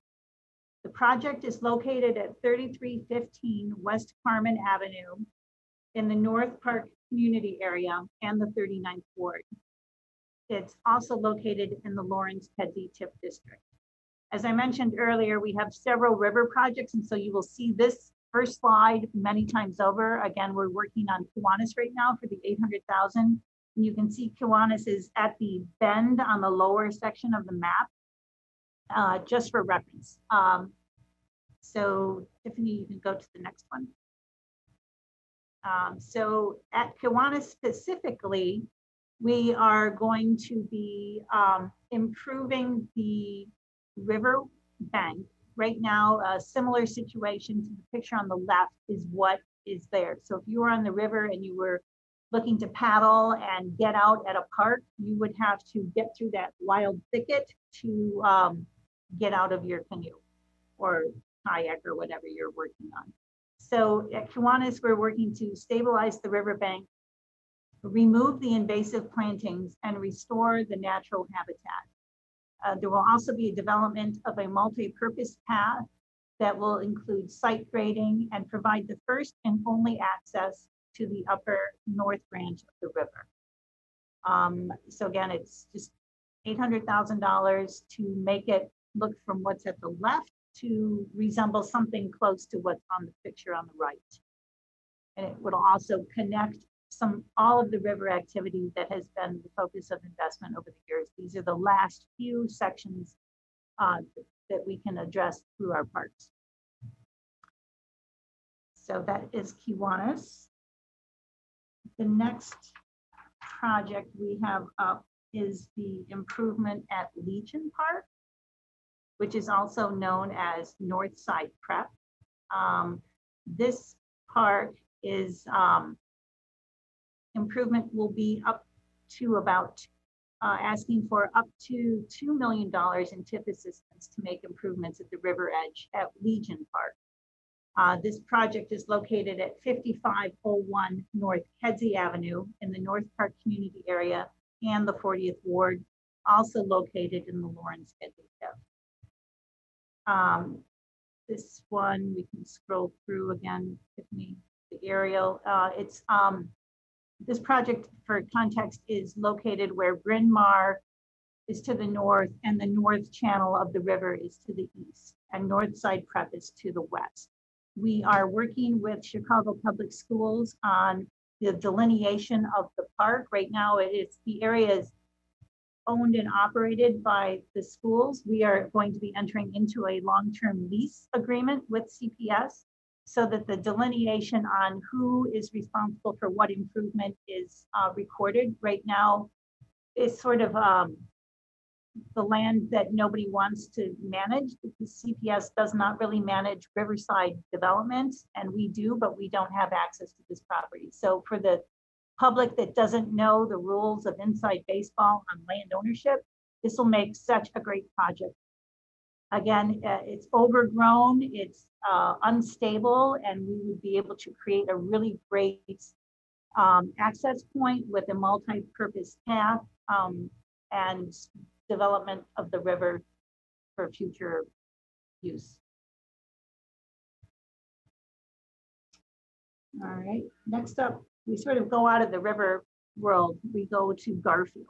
Oh, I was going to ask, do you all, or Chairman, are you okay if, sorry, this is Tiffany Sostrom from the Park District. Are you okay if we just go out of order and go to item 11, which is also another river project? Yes, certainly.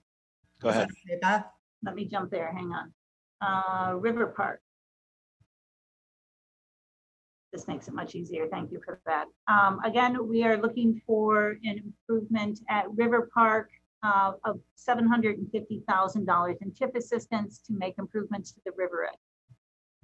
This project is located at 5100 North Francisco Avenue in the Lincoln Square community and the 40th Ward.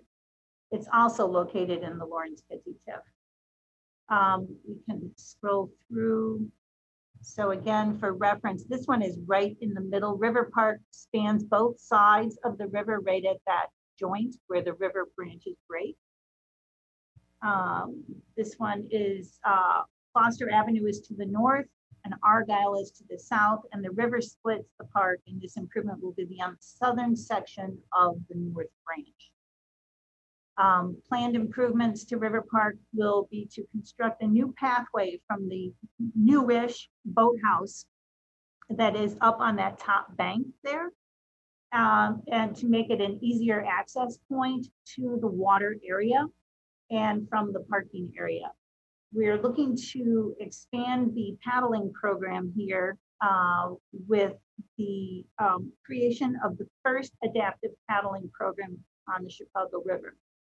The capital work will provide individuals with physical disabilities access to a new outdoor recreation opportunity. Additionally, a new non-motorized boat storage structure will be installed on the site to store more boats and supplies in support of the growing paddling program. So right now we have this great boathouse. There's been so much work done on the river, which Lauren can further elaborate on, but it is hard for many people to get down to the river edge. And so we're looking to remedy that with this program. The next project in the river system would be the improvement of Ronan Park, which is, right here. Okay. We are looking for TIF assistance in the amount of up to $3.5 million to make improvements to the Ronan River Plaza and Global Garden site. This project is located at 3000 West Argyle in the Albany Park community area and the 33rd Ward. It's also located in the Lawrence Kitsy TIF. We have Ronan Park. This project is interesting in that Ronan Park to the east is owned by the Park District, and Ronan Park, where the garden site sits right now, is city property. As part of this project, the city will be transferring that property over to the Park District for an effective expansion of Ronan Park. The new property will be assessed, remediated as necessary, and improved with new paths, park utilities, and the replacement of the community garden while integrating with the existing Ronan Park property. A new river viewing platform in an open plaza with performance area may also be incorporated into the design. The final scope of the development will be formed by an open community planning process that is yet to begin. So these are our concepts for the development. That the property with the garden parcels on it is now a city owned, but that will be coming under the Park District ownership umbrella. Let's see. I think that's it on the river. So we can hop back up to Garfield, and that would be number 9 on your agenda. Oh, wait. I think we have to do number 8, which is Owens, Beth. Oh, Owens isn't river. We can do Owens. I didn't know Garfield was river. No, it's not. We're done with river. Okay. So I thought we'd go back in order, but I can go in any order. Okay. Oh, sorry, I get it. 8, because 8 is. 8 is before. What do you want to do? All right, let's do Owens next. 8 is 8th Ward. There you go. Great. There you go. It's a sign. Okay. We are here to seek funding at Owens Park in the amount of up to $300,000 in TIF assistance to make improvements to the walking path at Owens Park. The project is located at 8800 South Clyde Avenue in the Calumet Heights community area and the 8th Ward. It is located within the Stony Island Burnside TIF district.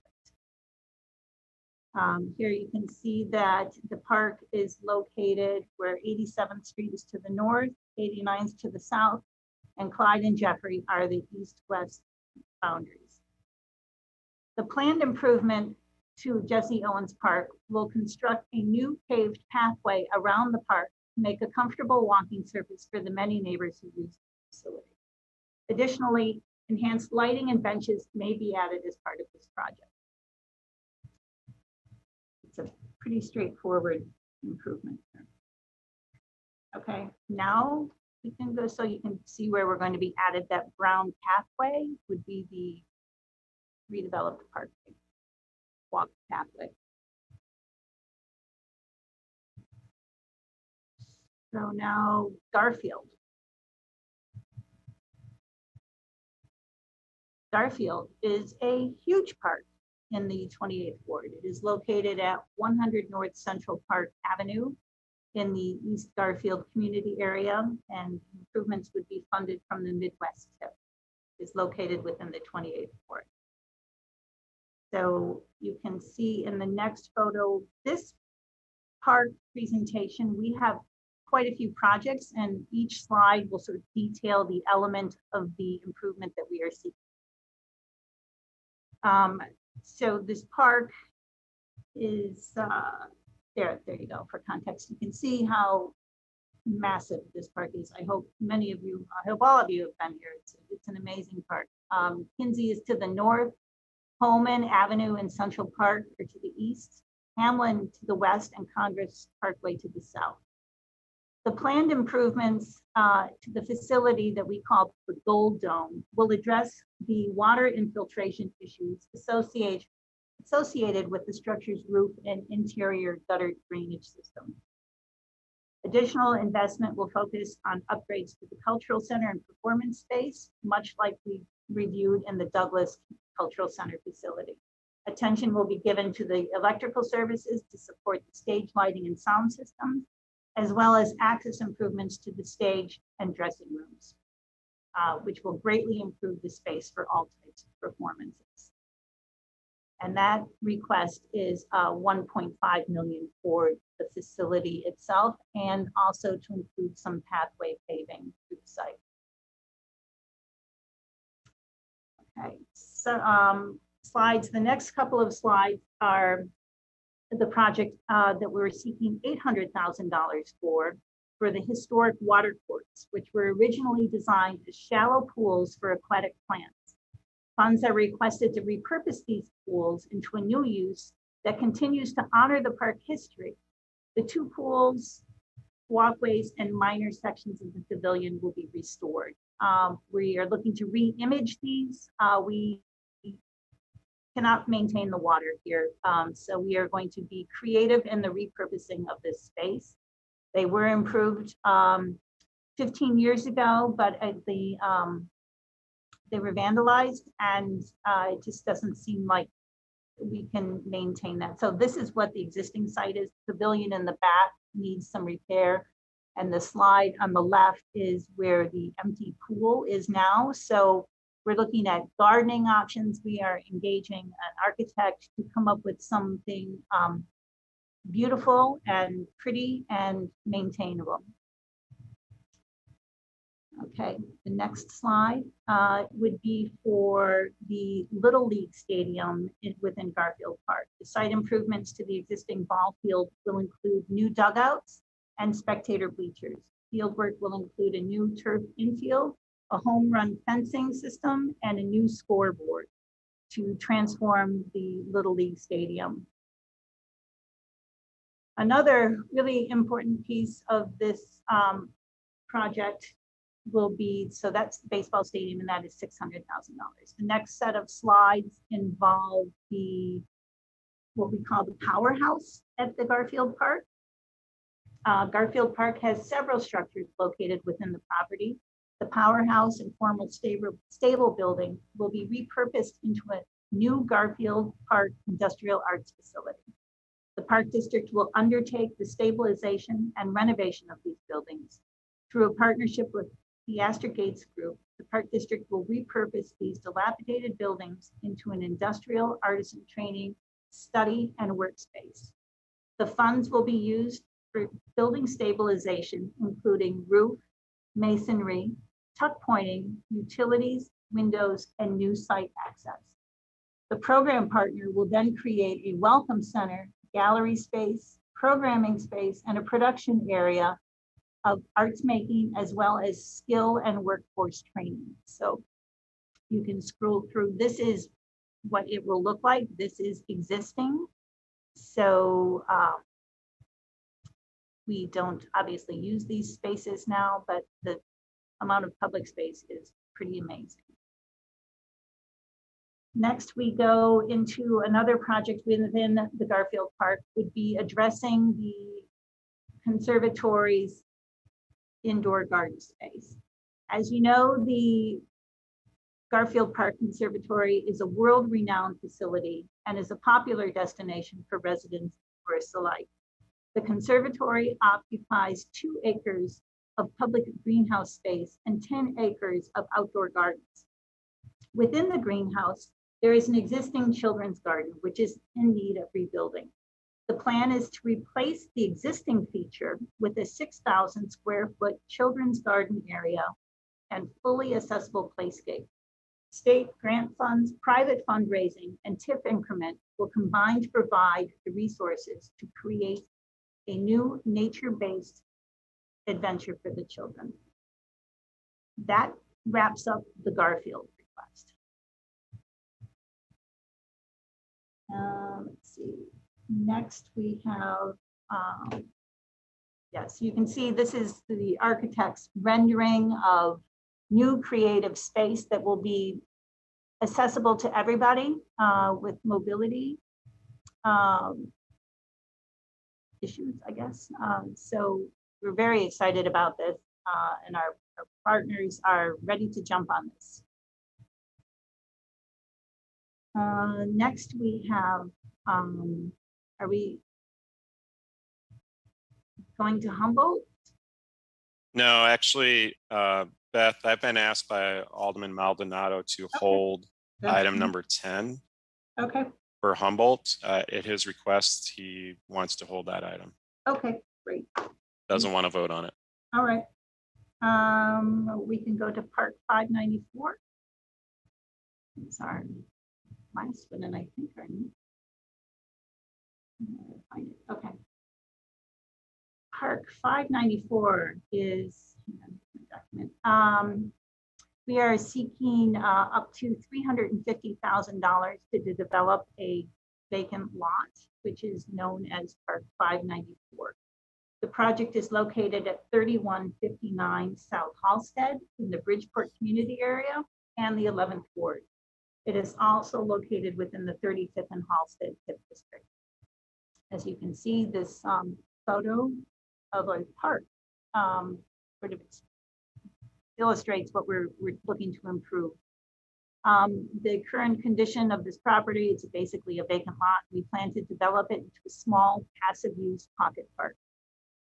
While we were in the planning and public planning process for this site, the end use will be passive in whatever nature it turns out to be. It will be improved with perimeter fencing, paving, seating, lighting, and basic landscaping.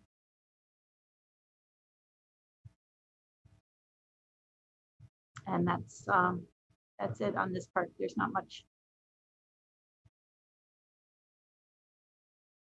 So I believe I got through them all, right? Yes. And so let me just recap what we'll do here. Items 6 through 9 and 11 through 13 will be voted on all together. Item 14 was already passed earlier on the agenda. Item number 10, per the Alderman's request, he did not want to move forward on it. And what I'll do is, Beth, I'd like to have, I'll start off with Alderman Osterman, Harris, and Dowell. And then I'd like to have each Alderman who had one of these projects on the docket today to be able to speak to it as well. And that would be if they would like, Alderman Nugent, Vasquez, as I mentioned, Alderwoman Harris, Irvin, Thompson, and Rodriguez Sanchez. So I will start off with Alderman Osterman. Thank you, Chairman. Beth, good to see you, and glad that the city can help with the TIF to fund all these wonderful projects. I hadn't added up, but it's a banner day. So let me just say, I don't have any of these projects, but support them for my colleagues and know the good work that's going on. The one question I have relates to the river, and it appears in this request that it's a number of different separate requests. I guess my overarching question is there someone within the Park District or the city that is doing what I will call, who's quarterbacking kind of the ongoing continued work? And I say that because I know that there's a lot of parcels that have been put, there's a bike path at different parts, and all of it's great, and I think will continue. But I guess the question is, who's quarterbacking that from the city or the Park District? Well, I would say Lauren is on the call. She is our project manager with sort of the most expertise. We look at every opportunity on funding. We have had great success with partnering with the state and the U.S. Army Corps on many of our river projects. On the city side, when I was there, it was the Department of Planning, to name a name, Kathy Dickett's group would manage the river developments and the open space developments and the setback requirements on any new development coming into the river edge. But I think together we work well together. We worked with on the South Branch. No, I got it. I guess here's a point, and I'll make this to the chairman because the chairman has got some river in his ward. I think it's in the interest of the Park District and the city to have, I think, a coordinated effort, because there's a lot of parcels that are not public land, or there's parcels like the Lincoln Yards that are going to be developed over the next few years. And I think trying to have someone look at all that strategically and link them together would be a good thing for us to do as a city. So I think I think it's worth undertaking that effort. And last quick question relates to, because we have you on the call, are you going to get any capital funds related to COVID for the Park District for any repairs that are needed at citywide parks or lakefront trails? Beth Tomlins, are you on?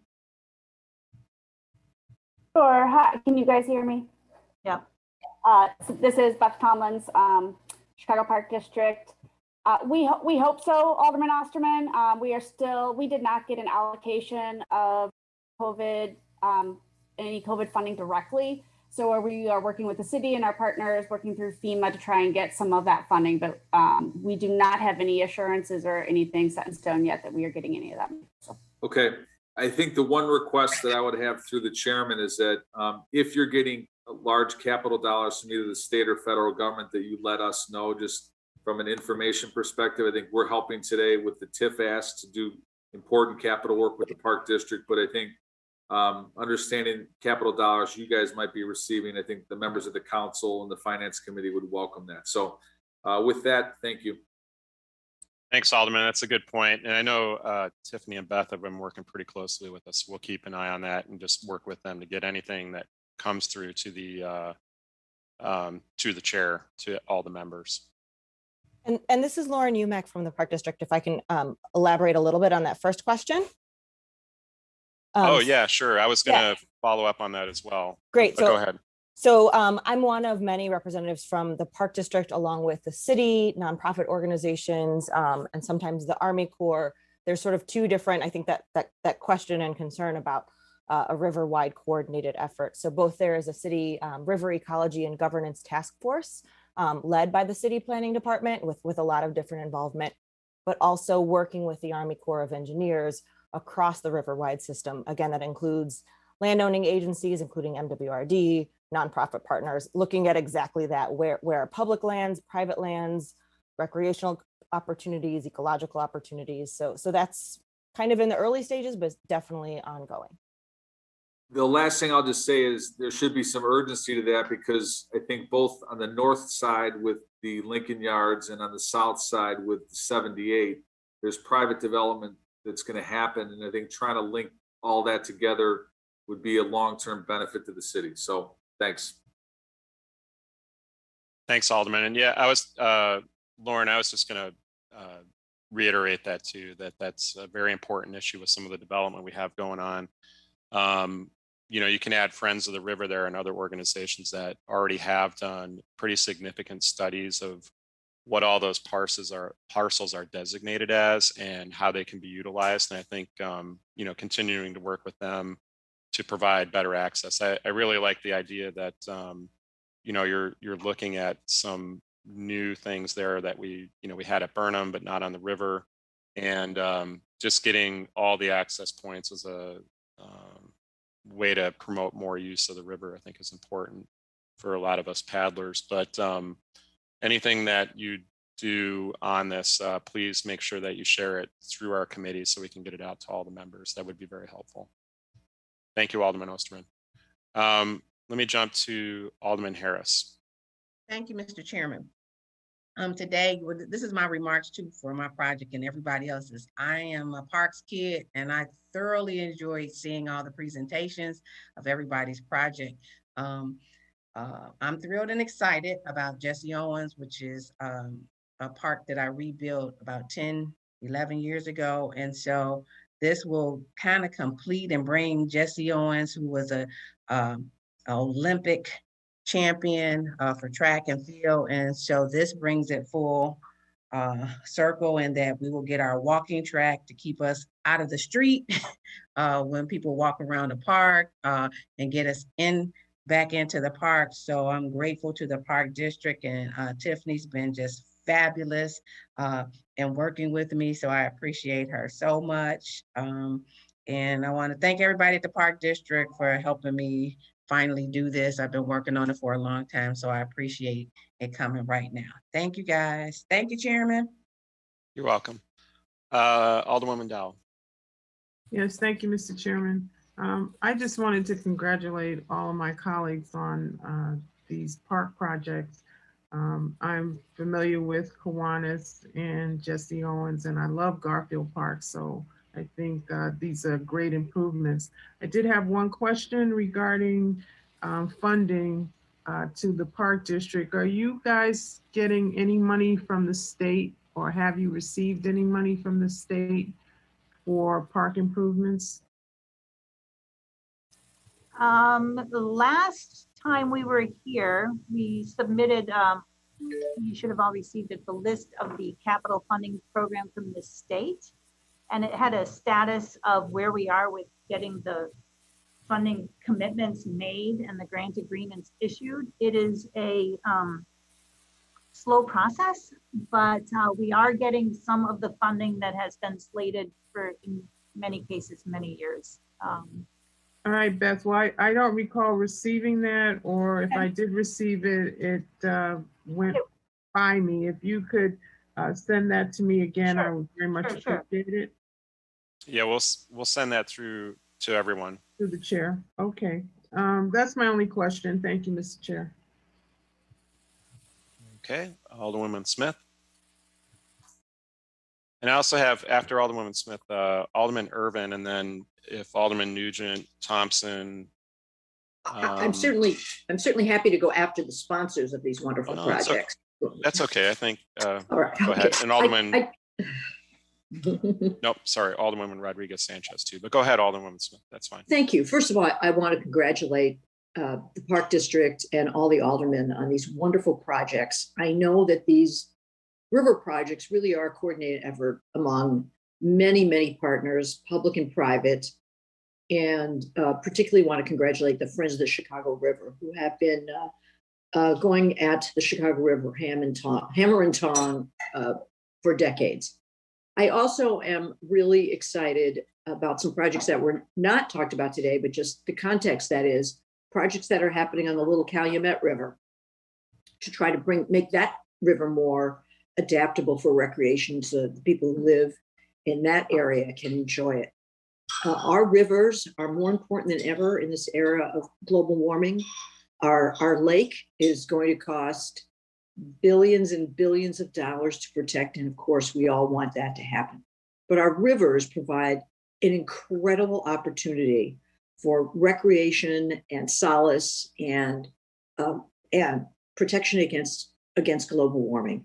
So I also want to thank Alderman Osterman for bringing up the issues surrounding some of our newest riverfront developments and how important it is to provide public access along the Chicago River. So I look forward, especially near Lincoln Yards, where, as you know, many of us have been advocating for a public park along the banks of the Chicago River for 4 or 5 years now. So I want to thank Alderman Osterman and congratulate the Park District for taking such a comprehensive look. It's clear that you have a strategy underway, and I certainly support all these projects. Thank you, Mr. Chairman. Thank you. Alderman Irvin. Thank you, Mr. Chairman. And again, just want to thank the Park District for working with us on getting to get Garfield Park restored back to its luster and glory. Again, that's a park needs a lot of help. And this what has happened in the last probably couple of months with the roadways, curbs, and other things. This is helping to bring that park back to its true glory as a gem of the west side of Chicago. So just want to thank the parks, want to thank the mayor's office and everyone that's worked with us to help get this project to this point. And again, we still have a little more work to do, but we're definitely making a great progress on Garfield. Thank you. Sounds great. It actually looks pretty great to see that. So congratulations on that. Alderman Nugent or Thompson or Rodriguez Sanchez, would you like to say anything on your projects? Yes, I am actually super. Can you hear me? Great, thank you, Chair. I'm really excited about these projects, particularly Ronan Park. I think there is a lot of potential in that area for growth, for recreational space. And our community doesn't have a lot of, Albany Park at least doesn't have a lot of park space. So making improvements and making sure that residents can enjoy the river a lot more is going to be great. And also protecting global gardens is a priority for us. So I'm really excited, really grateful for the Park District for putting these proposals forward, and I definitely support it. All right, thank you. Okay, there you are, Alderman Thompson. Go ahead.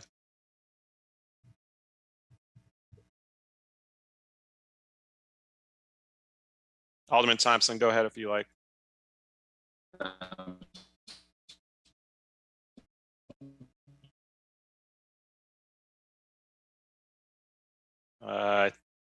We can't hear you, so I don't know if you can move to a better Wi-Fi spot. No.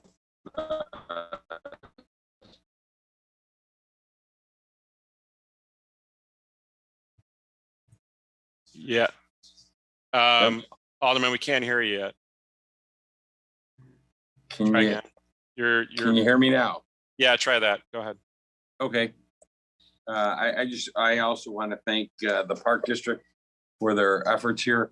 This is a pocket park, as mentioned. It was a city-owned parcel that was not really a buildable lot on a cul-de-sac street along Halsted, and to open up some passive space.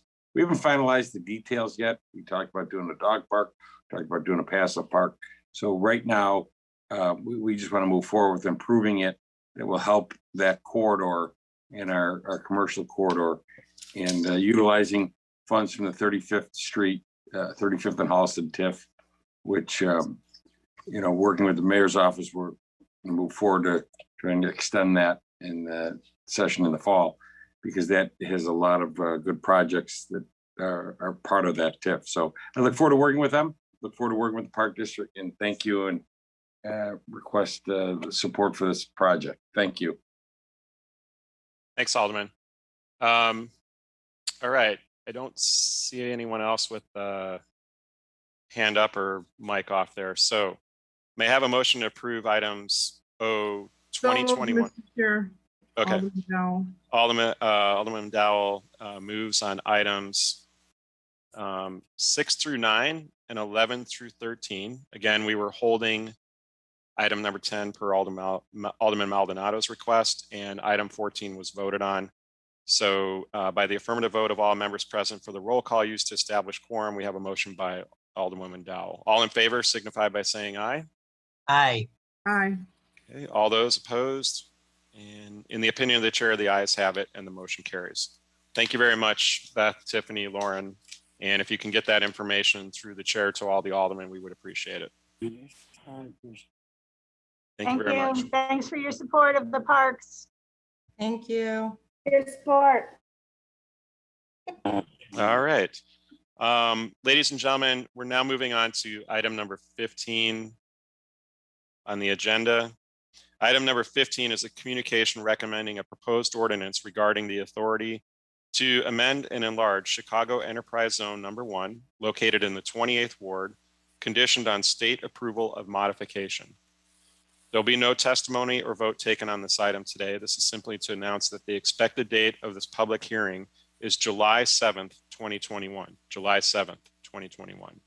The location and exact time of the meeting will be determined with planning and law and will be published according to state and municipal law within the next week or so.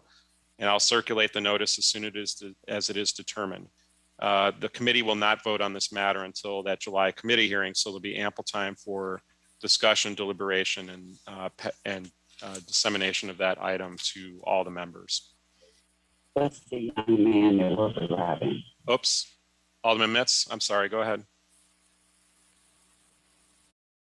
Sorry, Mr. Chairman. I need to mute.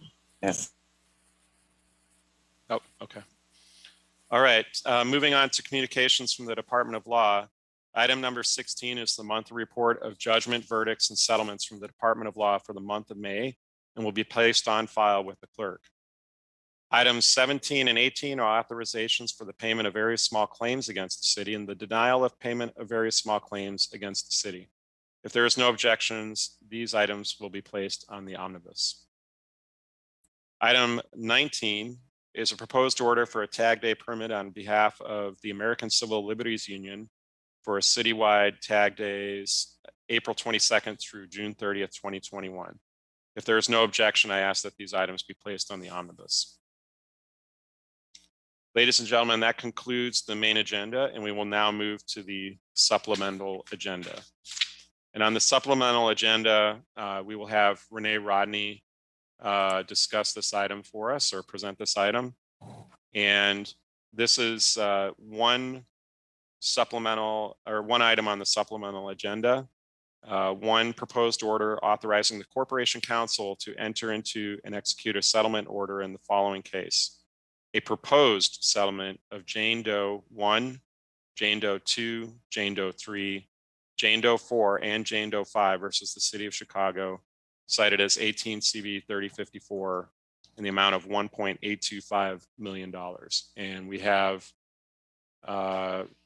Renee Rodney is, I think, ready to go to present this item, and then we will take questions from the aldermen. Renee, are you ready? Yes, thank you, Chairman. For the record, my name is Renee Rodney, First Assistant Corporation Counsel. Thank you for allowing me to testify today.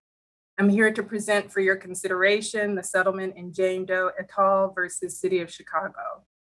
The settlement stems from a federal lawsuit brought by 5 female paramedics identified as Jane Does 1, 2, 3, 4, and 5, who all alleged individual claims of sexual harassment, gender discrimination, and/or retaliation, and a Monell claim alleging a widespread practice of gender discrimination against the city.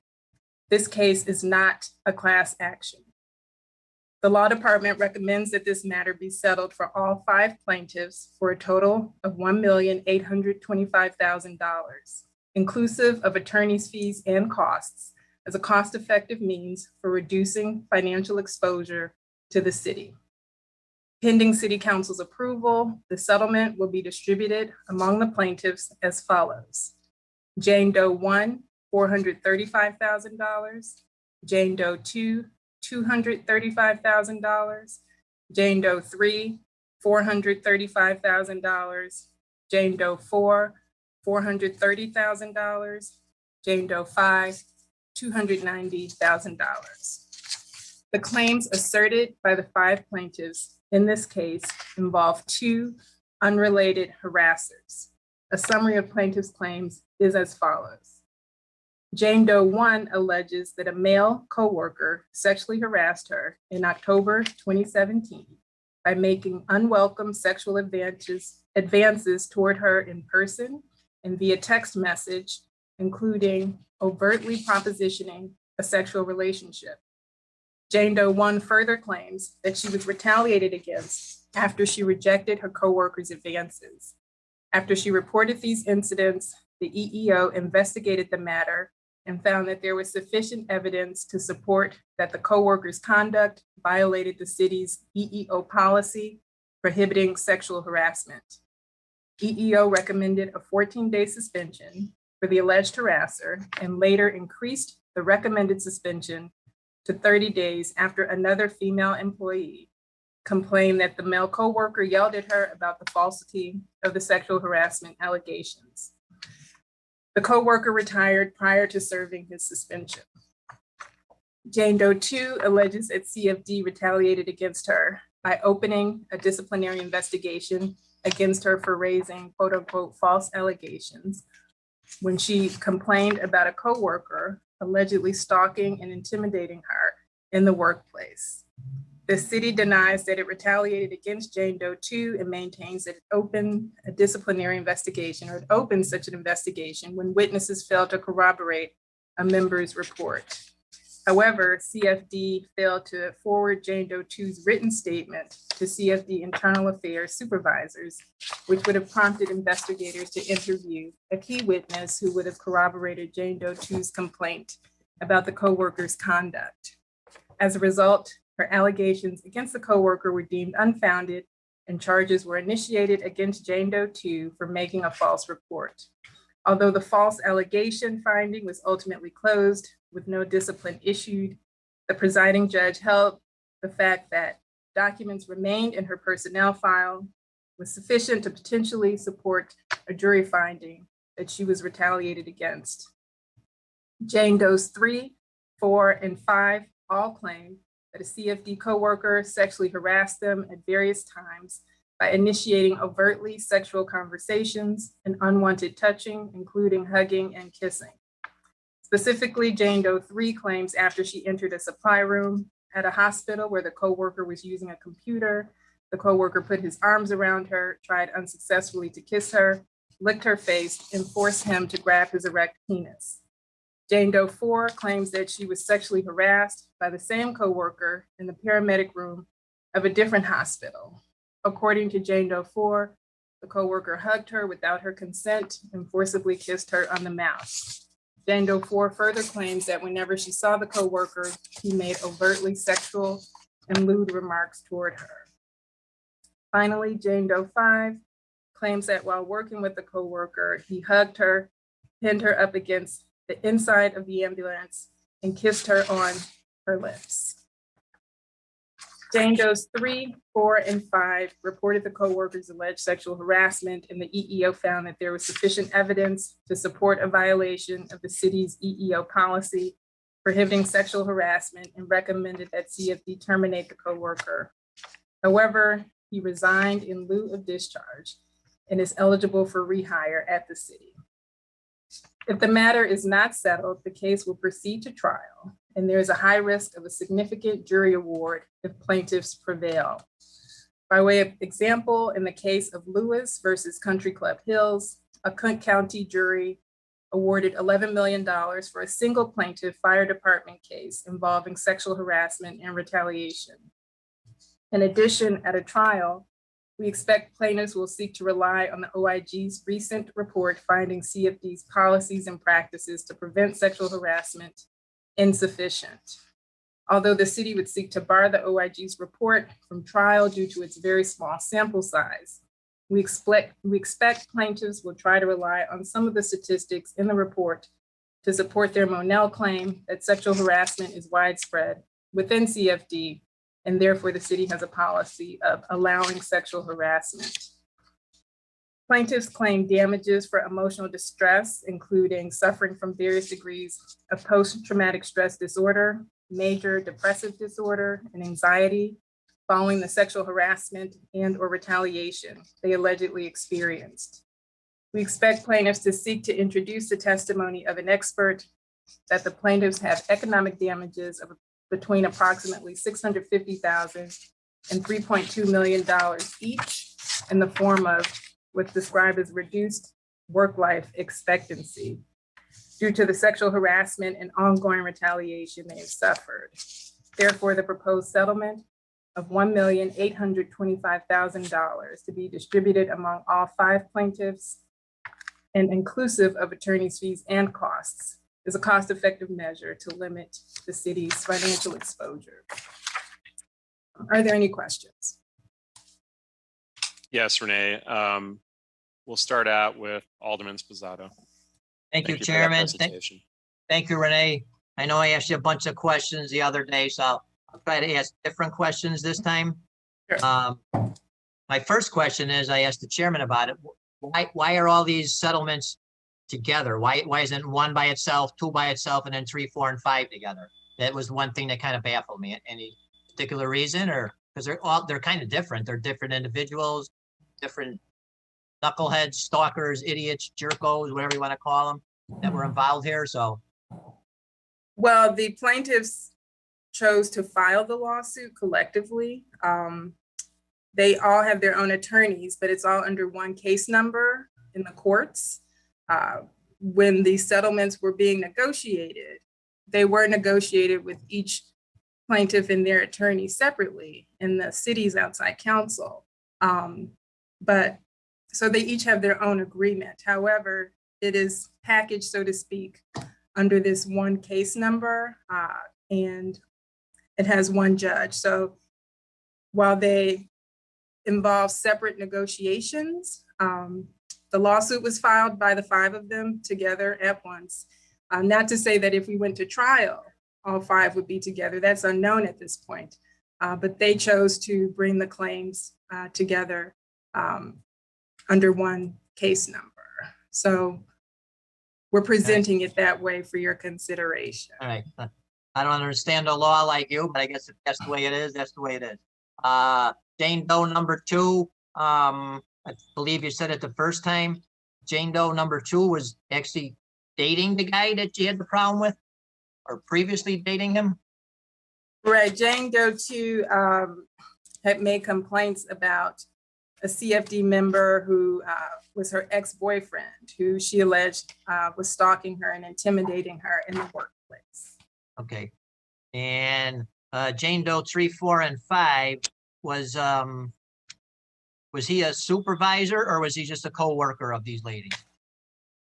His title, he had the title of ambulance commander. Okay. All right. Yeah, you're pretty much equal when you're with other paramedics, so you work together. So, okay. All right. That's all I wanted. That's all I wanted to ask. Just wanted to, get some information. I'm just stumped on all 5 of them being together. And just lastly, just one simple question: 3, 4, and 5. There's like almost $150,000 difference with the settlement between 3 and 5. Any reason for that? Why wouldn't they all have 430, 435, whatever, 290? Jane Doe 3 got 430, is asking 435. Jane Doe 4 is 430, and Jane Doe 5 is 290. Right. There was motion practice, so certain of the plaintiff's claims would not survive, so to speak, if they went to trial. So the negotiated amounts reflected which claims actually survived after the city filed its motion for summary judgment. So as I understand it, there were portions of Jane Doe 5's claims that had been defeated by, so to speak, by the city's summary judgment motion, as well as her retaliation claims. So she had fewer claims that would proceed to trial than Jane Doe's 3 and 4. And I think that's why her settlement amount is less. All right, thank you. So two of these 3 idiots are off the job then, right? Jane Doe 1's that guy is off the job. The guy involved with Jane Doe 3, 4, and 5 is off the job. But the guy involved with Jane Doe 2, who was actually dating her, he's still on the job. Correct. There were no substantiated allegations of sexual harassment found against him.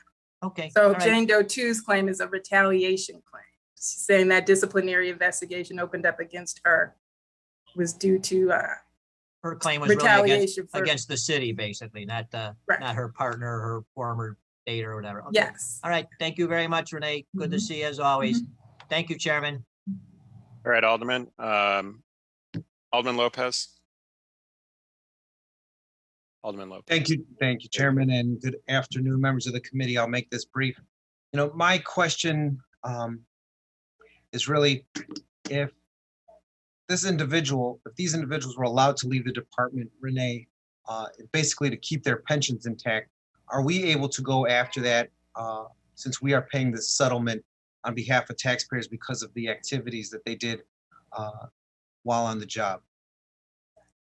Well, we are not. The pension board controls all matters related to employees' pensions. We'll just stick to CFD in this instance. And as I understand it, pensions could only be impacted by the pension board if that person was convicted of a felony, which we don't have here. That I understand. Okay. That I understand.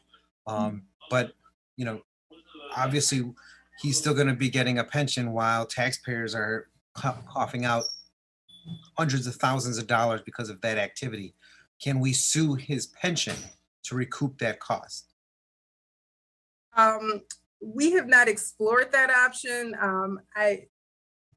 Because that, as I'm aware, I think only, a felony conviction would impact the pension. I don't think that is something we'd be successful at. I mean, and as you all know, from all the settlements you hear from month to month,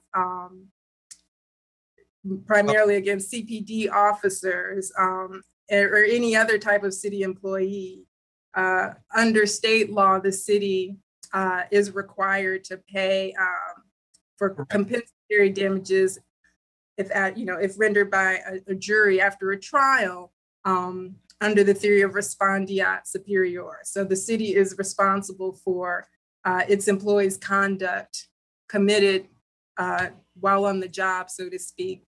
So that although these individuals are not named as plaintiffs in this lawsuit, the city is the only defendant in this lawsuit. Even if they were, we'd be on the hook for any jury verdict for compensatory damage or settlement. So I understand and appreciate that, but I definitely think that, this is something that has bothered me.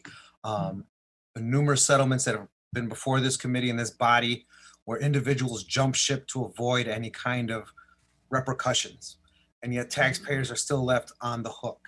And while we may not be able to stop their pensions because a felony may not have been, a guilty felony may not have been achieved in a courtroom, I think it is still hard for us to allow them to walk out the door, pensions intact, pay with no repercussions other than just saying goodbye. So I would definitely like to see us at some point start looking at suing their pensions to recoup the losses as they are still getting paid, to repay the city of Chicago. I know we are liable as a city for our employees, but at the same time, if our employees are trying to dodge being held accountable for their actions, then we should do whatever we can to minimize the damage and the funds lost by the taxpayers. That's all. Thank you, Chairman. Thank you, Alderman. Renee, we have Alderwoman Dowell next. Yes, hey, Renee. I recall hearing that there were a number of women who were could be called upon if this went to court to co-sign or support what these women were saying. Is that accurate? yes, potentially no evidentiary ruling had been made, but we anticipate that one of the Jane Does would call upon other women who claimed they had been harassed by the CFD member who allegedly harassed Jane Does 3 through 5. That member left the department in November of 2018. So I'm sorry, I didn't actually get your question. I don't want to assume your question, but yes, so we my anticipate question that is, they would call those. Yes. so my question is, can any of these women who are not part of this settlement come back to the city and try to collect damages for their claims? Based on the time of the departure of the CFD member in November 2018, the statute of limitations against any similar claims by those women would have expired. So they would not be able to sue the city for the same types of claims underlying the settlement, sexual harassment, gender discrimination, or retaliation. Because that conduct would have had to occur before his departure in November 2018. Okay, so by settling this case, this is the end of the case for this particular set of offenders. Yes. Okay, thank you. Thank you, Alderwoman Dow. Okay, are there any other questions on this proposed settlement for Renee? Alderman Irvin. Thank you, Mr. Chairman. Just one question. I understand protecting the identities of the victims. Why are we protecting the identity of the offender in this case? Well, they are not named as defendants. It's possible their names are listed in the complaint, but that's up to the plaintiff. They're not named as defendants in this case. And it's just a practice of the law department. We don't name the officers in settlement discussions or settlement presentations because, a settlement does not involve a finding of liability. We certainly recognize the risks of proceeding to trial, and EEO did make certain findings, but there have been no judicial findings against these officers, not officers, CFD members. So I don't know. I mean, I had not planned to go into that because I have not done that as past practice when discussing allegations against other city employees for purposes of presenting the settlement. No, traditionally when these cases come to our attention, and I guess the difference is generally in the police cases, they are named defendants. And in this case, you're saying they're not named defendants. And that's why those have not been disclosed. Okay. And are we looking to subrogate with these individuals for their actions, or is that off the table? No, we have not looked to go after them to offset any expenses incurred by the city in settling the matter. Is that what you're asking? Correct. Is that permitted, or is it we settle, that's it? Is it permitted for us to subrogate with them, or is that something we have not looked into?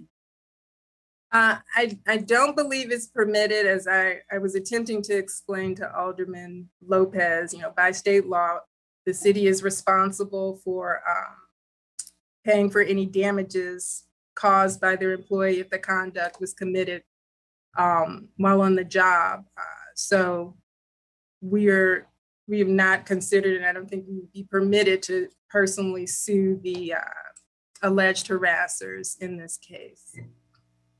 And is that under state law, or is that by city ordinance, or is that, we're not condoning this type of activity, number one. Number two, if their activity, and no one can tell me that trying to kiss a coworker or sexually harass a coworker is part of their job description. So I don't understand why we don't look at other methods of recovery in such an incident. It is by state law. By state law, okay. Well, if we can't do it, then we can't do it. All right, thank you. Thank you very much. Thank you, Mr. Chairman. Thank you. Renee, maybe, you mentioned respondeat superior. It's not just state law, but this is law that's been ingrained in the United States for, and then prior to that too, that essentially the employer is held responsible for all such acts of the employees.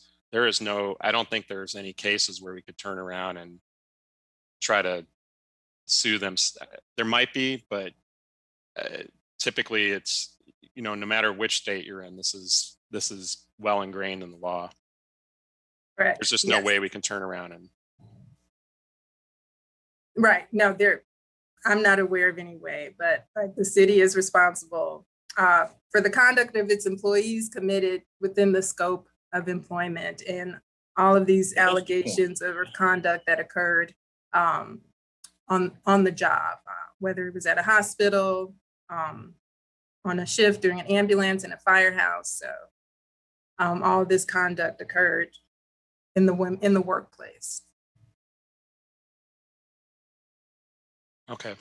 Any other questions there? Alderman Irvin, did you? Yeah, I wanted to respond to that. And that's the point. I mean, what we're talking about really is not in their scope of employment. And that's where the rub comes in. That's harassment, sexual harassment is not in anybody's scope of employment. Is there no procedures or policies that would lend one to believe that what they did was within their scope of employment? Did it happen at their place of employment? Yes. But was it within the scope of employment? I think is a different question. And I think in fairness, that's something that we ought to explore as it relates to the scope of employment versus the place of employment, and how, you know, creating that additional responsibility for members, not only just of that department, but citywide, should they engage in these types of activities that are purely beyond their scope of employment. I think that's something that we should have explored. Now, if you're saying that state law under you said respondent superior theory doesn't allow us to do that, I would be extremely shocked at that, because what we're talking about is clearly outside of the scope of employment.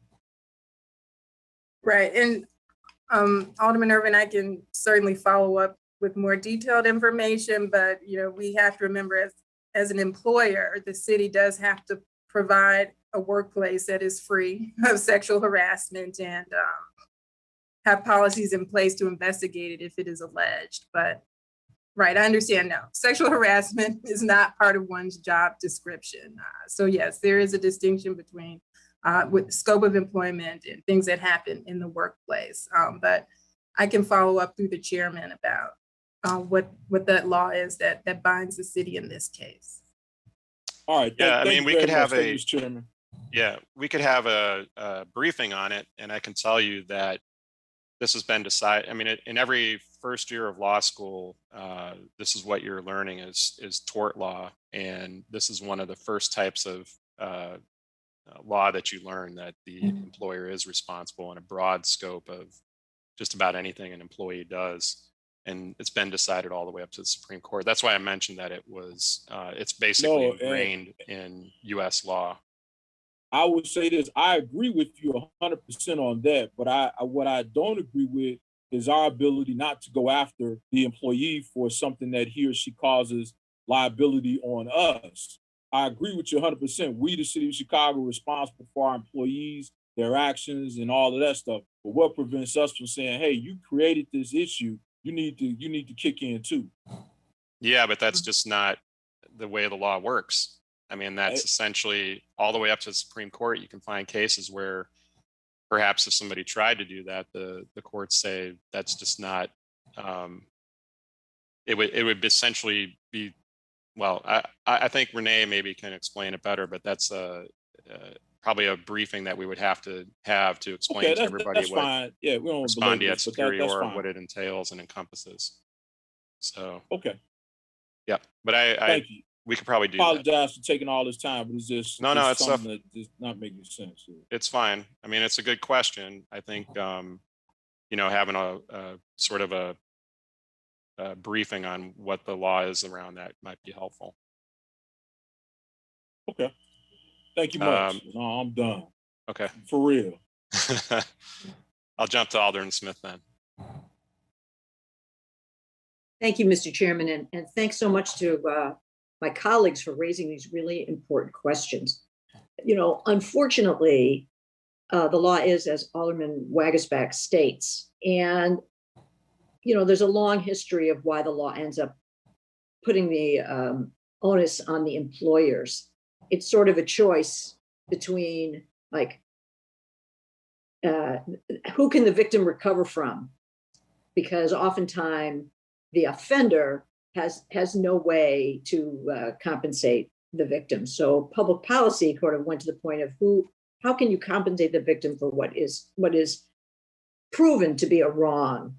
Having said that, there are always attempts to try to limit this kind of liability, and they do usually fail. We have a very strong trial lawyer lobby in Springfield that would prevent some of this stuff from being overturned. I think the biggest problem when we have a settlement is that even if you wanted to recover from somebody who participated in the wrong, whether it's someone who gets in an accident or somebody who sexually harasses somebody, lots of different things that we end up getting sued for and settling for, is that you can't recover from a settlement because here, the people from the fire department were not even named as defendants. And if you did try to recover from them, then you would really have to take the case to trial, because you can't recover from the guy on the fire department unless you prove that he did the wrong. And here, there's no admission of liability. It's a settlement, because going to trial and all that stuff is very, very expensive. And the city is often at greater risk to lose more money than to try the case and then recover from somebody who at the moment you don't have a legal right to recover. So this is why it's so important that City Council insist that departments have proper training and discipline for engaging in acts that they shouldn't be doing, like sexual harassment, like workplace injuries, like police shootings. It is all based on this notion that, first of all, of course, it's the right thing to do. But secondly, by providing proper training and holding employees to that standard of conduct, the city doesn't get stuck holding the bag for the bad outcomes of individuals. And I could see, I certainly join my colleagues in feeling outraged that somehow the city is responsible for the actions of these individuals as bad actors.